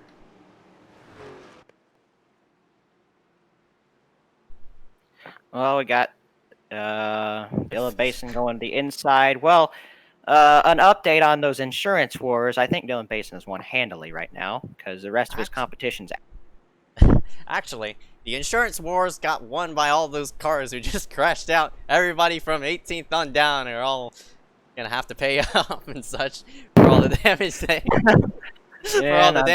been caused here. I knew somebody was gonna tell that one. Oh boy. Well, Kealoha Hankins is going to do all he can to get his first career win in the league. I think at this point, knowing that his opportunity is very slim to come out with a championship, he'll just go for his first career win and not really have to worry about points. But unless, well, I mean, it still can happen. Yeah, it still can happen. You still have that lingering chance. So Kealoha has to take that chance, put himself out front. Who knows? He might come as champion, but we'll have to see. Here we go. Oh man, I'm about as excited as you are right now. Yeah, I'm nervous. My heart's pounding. I might screw up on a couple of words because you know, my nerves are through the roof right now. But here we go. Pace car is on in. Dog, go ahead and lead us to the green flag into 1. Well, pace car is going to be in. Takes a hard left turn to the pit lane. Hunter Johnson trying to hold all these guys off right now. You got Liam Sheen going to be giving him the push on the inside. Kealoha Hankins on the outside. He has a teammate behind him right now, so we'll see how those guys are going to work together down the front straightaway. We'll see when Hunter Johnson goes. He goes now. The green flag is back out. Yep, Johnson got a really, really good restart there. He's now 2 car lengths ahead of Liam Sheen, who doesn't really have a pusher right behind him. Dylan Basin is not really connected up to that 42, so I expect this outside line to maybe have a surge, and here they come as expected. Kealoha Hankins will Hunter Johnson throw the block. Down the back straightaway they go, and Charlie Byer is going to be the pusher as they work down the back straightaway. 2x2 action, and Kealoha Hankins is the only car up there with Charlie. Nobody's really wanting to hop up to that second line, and that 6 of Max Urich doesn't want to hop up there as well. Kealoha and Charlie get disconnected, and Liam's now clear to pull out a line for that lead. Here they go off of 4, dog. Well, Hunter Johnson's going to be leading to the white flag right now, but when is Liam Sheen going to make his move? We know he's not going to be content to stay in line right now. Dylan Basin up to 3rd. He's looking for his first win as well. Max Urich in 4th. The white flag is out here at Talladega. One more lap around this 2.66 mile Superspeedway. All right, they head into 1. Top 3 all single file. I think it's going to be all a matters of how the 42 will pull out with Dylan Basin. Here they go down the back straightaway, and will Dylan scoot up to the high side to help Liam Sheen? He's peeking. Kealoha has a run. Will Dylan hop up high? I'm not really sure what's going to happen coming into 3. They're scrambling right behind. Here comes Sheen. Sheen goes to the outside. Hunter Johnson's going to have to stay to the inside and try and get a good push by Max Urich here on the inside. Oh, the wrecking! They're gonna crash! They all wreck! All of them are gonna get involved! Who is gonna come around and win? That is Dylan Basin up on the outside, coming to the checkered flag. It's Oh gonna my be Dylan Basin, gosh! number 51, Aflac Ford, coming to the start-finish line for his first career iSCAR win tonight at Talladega Superspeedway. Great job, Dylan. You Unbelievable. Talladega Superspeedway. Frank DeAngelis second. William Schmidt third, Charlie Beyer fourth, AJ Bain in the fifth spot. Mitch Hobbs will be your champion here in the Super Speedway Series. What an ending. Everybody end up wrecking right there in turn 4. Oh my gosh, they all started stacking up as soon as that move got made off into turn number 3. Liam Sheen pulled up high and they stacked up on the bottom because Hunter had no help. And man, they went scrambling and Dylan Basin was the lucky one. He comes out with a victory here at Talladega. What an ending. What? I mean, Max wasn't going to do anything different. He gave a shove to Hunter Johnson, and it just got him out of shape. You're not lifting on the last lap, so I mean, Max, that's all he could do right there, and gave too much of a shot to Hunter Johnson, couldn't save it. I mean, they all piled up in turn number 4. That was wild, and the 51 comes out of it with the win tonight. His first career iSCAR win. Wow, man. Yeah. What an ending. What an ending. An attrition-filled race tonight. And we come out with a first-time winner. But also Wow. a first-time champion, and there he is right in front of your screen. Sir. The number 89 of Mitch Hobbs, your iSCAR Super Speedway champion. He finishes 6th here tonight and gets himself secure. And man, that has to feel great for him. Yep, Max Schurit got an instant DQ, so he doesn't even get to try and go finish the race. Unfortunately for the 6th car, he'll end up 14th tonight after being in an impossible position to maybe come out with the win. Unfortunately, did not happen for him. There's teammates right there doing burnouts. Josh Patterson just stuck it out the whole race, and he'll end up with a decent finish here tonight. But that's Nova Sim Racing getting, I think, their 2nd straight win in the Super Speedway Series. That's right. Paul Granada picked it up last week, and Dylan Basin, hey, you were talking about insurance. It won the war, and Dylan Basin, that number 51, picks it up here tonight. I want to take a look at that replay yet again. All those drivers started scrambling, coming to the checkered flag. We'll take a look at it again as, of course, all that was caused by is the 42 making the move to the high side. So let's go ahead and observe this real quick. Right here, so the top three are all single file, and Kilo has a run. Dylan and Liam are clear. Obviously, they're gonna pull it to the high side right here. Here they go, they pull it to the high side, and that leaves the number 12, Hunter Johnson, by himself. Hunter can't block to the high side. Liam's already there, and Hunter, he tries his best to wash up Sheen, and here comes Max Jurek. He's gonna be boxed in. He can't really do anything. That 6 can't really do anything because he's boxed in. And that 169 of Frank DeAngelis, he's going to be on his bumper pushing. And all that 12 could do is just hold onto the wheel and keep it straight. Unfortunately, he gets out of line there as the 169 pushes the 6 into the 12.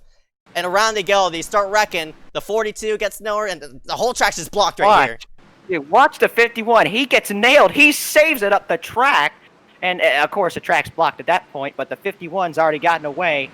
And through the trioval right now, he goes. Frank DeAngelis comes in 2nd for his best finish of the season. William Schmidt 3rd. There's a slow car. Charlie Beyer ended up 4th. AJ Pink got blocked right there. Took his front end off, but man, what a finish. Dylan's going to be quacking in his interview, that's for sure. He's going to be really happy. No doubt about it, man. We'll take a look at the full results here right in front of your screen. Congratulations to the number 51, to Dylan Basin. Picking it up here at Talladega. Frank DeAngelis comes out in 2nd place. William Schmidt in 3rd. AJ Bain in 4th. And Michael DiMaggio in 5th place. Mitch Hobbs, Jack DeAndrea, Kiloa Hankins, Garrett Hess, and Liam Sheen ran out to top 10. JJ Hill finishes 11th tonight. Charlie Beyer 12th. He crossed in 4th, but it might have gotten a penalty of some sort. Hunter Johnson, Max Jurek also going to be at the end of the lead lap. Ryan Kendrick finishes 15th, 1 lap down. Josh Patterson in the 16th spot, 3 laps down. Gabe Allen, Cole Williams, Ryan Berry, and Zoltan Herzeg are going to fill out the top 20. Enzo Gauthier, Carson Poindexter, Brody Gardner, Christopher Wild, Mark Frimpong, Jonathan Hernandez, Hunter Rupp, Joe Bergen, Regan McAuley, and Kenneth Bueno round out the 30th positions. Yep, and the rest of the field here, Nick Roten, Nick Miller, both out of the race. Sean Leisure, 33rd, Bianchini, 34th, Josh Kosick, 35th. Tartajman, Andy McDowell, two teammates, they're out of the race. In 36th, 37th, Dane Cruz, 38th, Malachi Drake, 39th, Corey Hart's 40th, and the rest of the field, 41st, is going to be... Who ends up 41st? Oh, there you go. That'll be Jonathan Jones, Nick Indelicato 42nd, and Brian Mullen with that internet issues, not going to be able to even start the race. He'll finish 43rd tonight at Talladega. So that's your whole field rundown for tonight's Superspeedway finale. Dylan Basin comes out the winner, and the championship goes to Mitch Hobbs. Congratulations to both of those guys on hard races, and they'll be able to come out with wins of their own tonight. We'll scoot ourselves to the side and interview the top 5, including the champion of Mitch Hobbs. We'll be right back right after this. This is MaxspeedTV live with the iSCAR iRacing Media Superspeedway Shootout.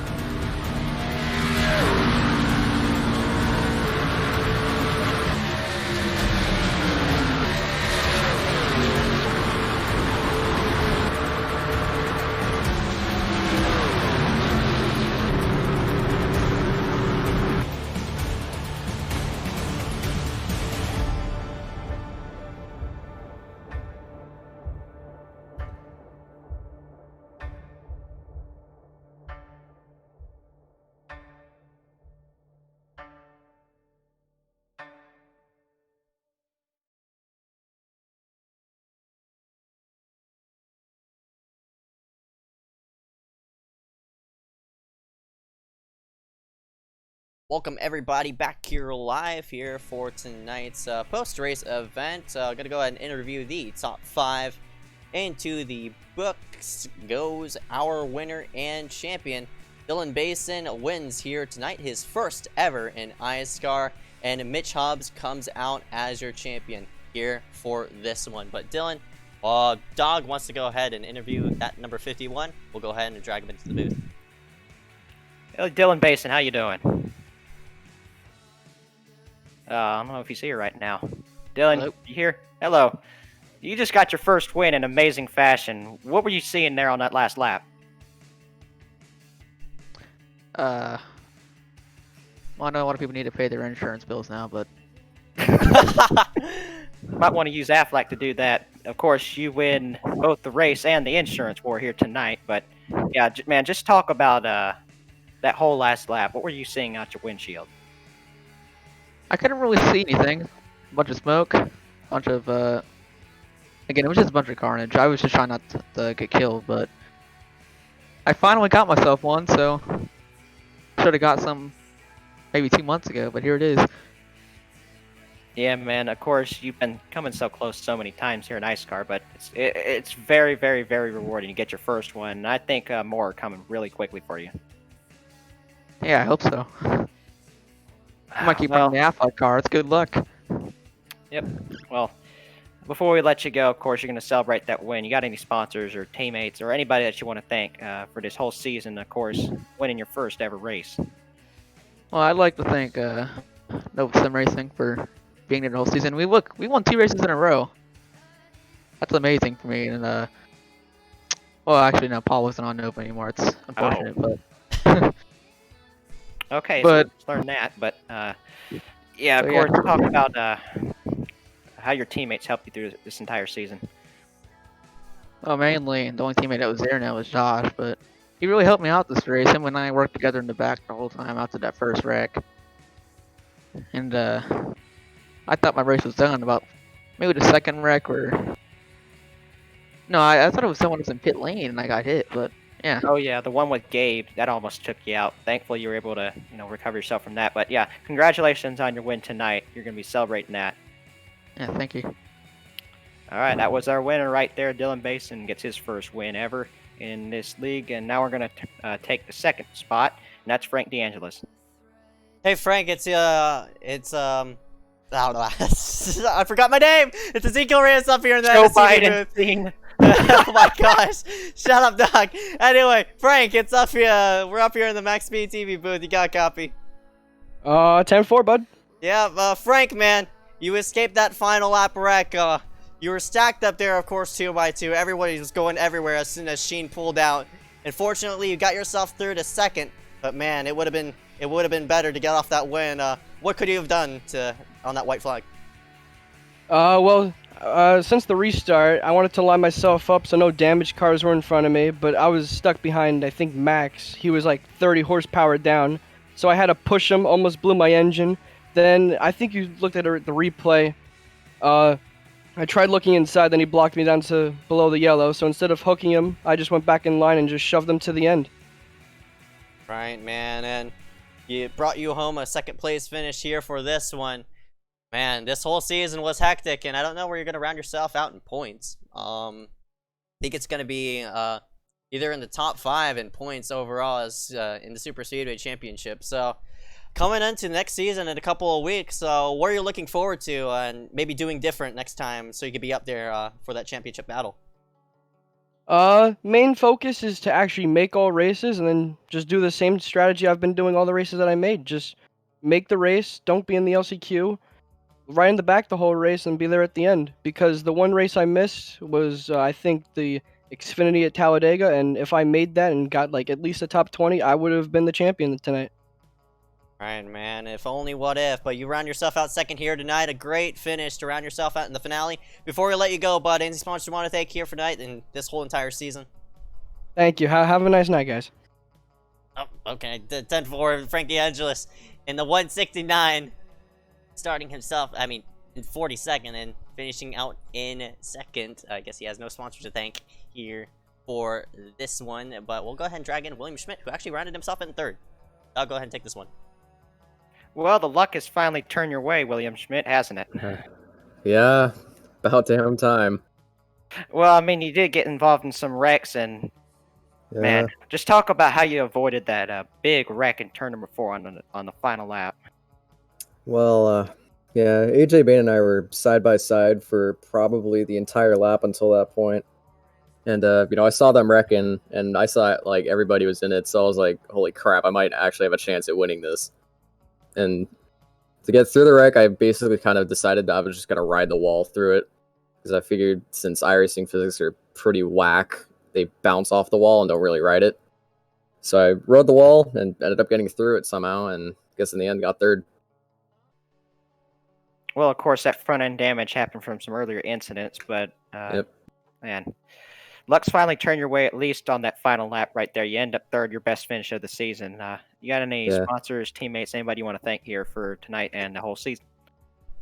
Well, sponsors, I want to thank Motorsport United and Side Drafting Productions. Let's go. People, of course, I want to thank people that have worked with me throughout the whole season. Mitch Hobbs, Joe Berge, Garrett Hess, Ryan Kendrick, Klein, if he would have qualified for any of the races. Ouch.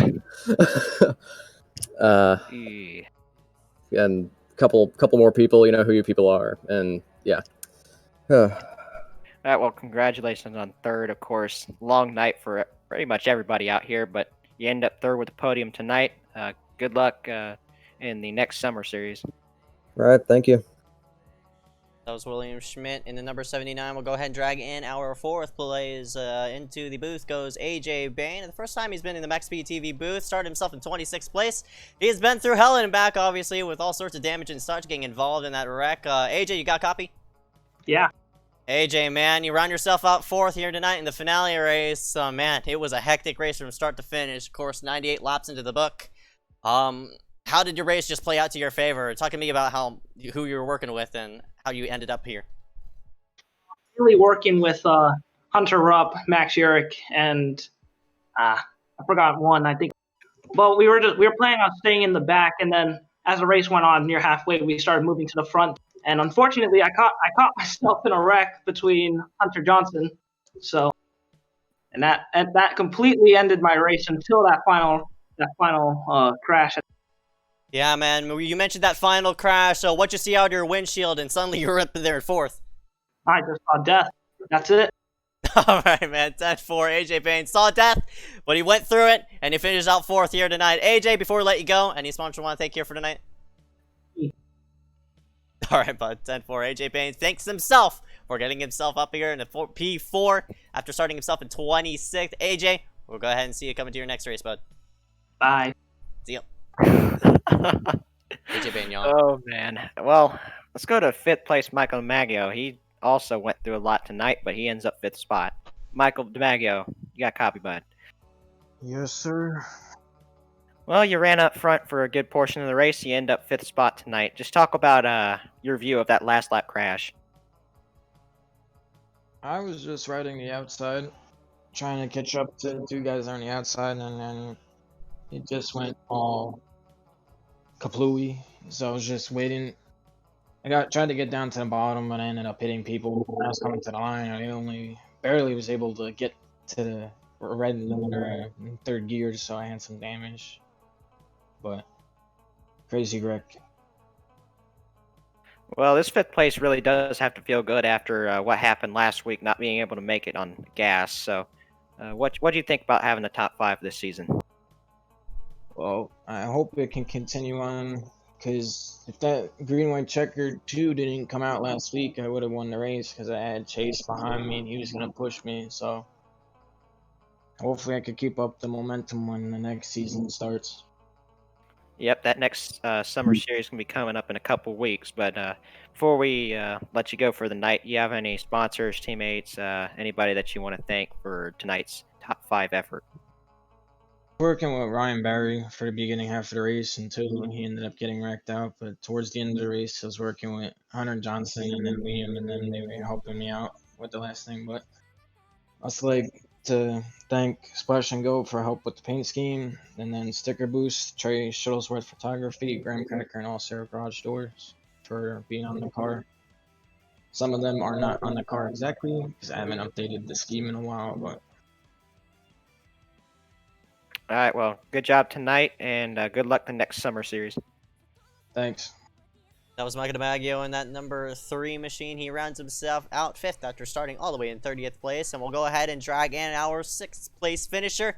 Not only did he finish 6th, he comes out as your iSCAR Superspeedway Series champion, Mitch Hobbs. Congratulations, buddy. Congrats, son. Your well-being, of course, that car is all torn up into bits and pieces. But, man, all you had to do was keep yourself in nice position ahead of Kiloa Hankins. And you did so. And you come out here 6th place. Front of Kiloa Hankins. Not only that, first ever iSCAR champion. How does it feel, bud? It's awesome. I mean, it's a super speedway series, so you can't be over the moon jumping, but I think we showed great consistency. I don't think we finished more than 6th at Talladega, which is crazy in my mind, but, you know, it was a lot of fun. I think that last caution there, once we saw, I think there were only 14 left on the lead lap, definitely could get a little bit more aggressive since we kind of had it locked up, but you know, great consistency, got through the wrecks, got punted into AJ like halfway through the race, which is not fun, down like 20 RPMs, but, you know, didn't let us stop it, and, you know, got into a good position, got through the wrecks somehow, and, you know, 6th place, not bad. Yeah, definitely not bad, and especially because of not bad, you finished up here on top of the championship pylon, man. Congratulations, Mitch. This whole season has been amazing for you. Of course, your first ever iSCAR champion, first ever iSCAR championship. How does it feel, man? What are your first thoughts? I mean, it's definitely surreal. It's awesome though. I mean, I think I showed a lot of people what I really got. It was an NR championship, not just that kid from NR. I think I showed a lot of people that, you know, I can get around these places and wheel pretty good and get through them wreck. Yep, 10-4, man, and Mitch Hobbs rounds himself out 6th, enough to score himself the championship here for tonight. Mitch, congratulations, man. Before we let you go, any sponsors you want to thank here for this whole entire season? Nah, I just want to thank everyone for me out. Schmidt, Berge, Garrett, Kenrick was in there. I mean, everyone was working with me strategy wise, as well as keeping back with down RPMs, which was really what clinched it in the end. Just being able to have guys around me that were helping and calling out stuff. So I appreciate all of them. I would be nowhere without them. So All right, man. 10-4. Mitch Hobbs rounds himself out 6th after starting 11th. We'll go ahead and see you coming around for your next race, bud. Congratulations on the championship. time to get a win. Yep. That was Mitch Hobbs in that number 89, who is one of the... he'll go on to the books as another driver who won without no wins. But of course, Super Speedway, you're bound to see that happen. It's not an anomaly, but congratulations to him, Mitch Hobbs, rounding himself out in 6th and coming home as a champion. Well, Benjamin, it's been a great season overall. I have no words to describe on how this whole season went, especially that whole final lap just described how that season went. It was just pure chaos, and not only it was chaos, we had a lot of first-time winners come themselves out to the start-finish line. Of course, Dylan Basin picking up his first ever in iSCAR. Doug, what do you have to reflect of this whole entire season? Well, I had a lot of fun calling these races here on MaxspeedTV. It's been a great season, of course, and we had some great action, some awesome finishes. We've seen photo finishes. We've seen wrecks for the win. We've seen all that this season. And I think this definitely overtakes the first season. The Super Speedway Series is the best one right now. But, of course, we're going to be having another one of these coming up in a couple weeks. So those summer series are going to be, I think, a lot bigger now because we replaced some of these series. Like the late model tour is not coming back, and neither is the skip series. We're going to be putting IndyCar in as one of the series here for the next summer season. So I'm pretty excited for those. Yeah, me too, man. And with that rounded out, thank you all so much for tuning in to MaxspeedTV Live for the iSCAR iRacing Media Super Speedway Shootout. We'll be back in a couple of weeks here on the same time slot again with Super Speedways with the trucks. But until next time, my name is Ezekiel Reyes, Benjamin White alongside of us. Thank you all for tuning in. We will see you coming tomorrow for the late model series as well as we round out the finale there on that side of things. Thank you all for watching.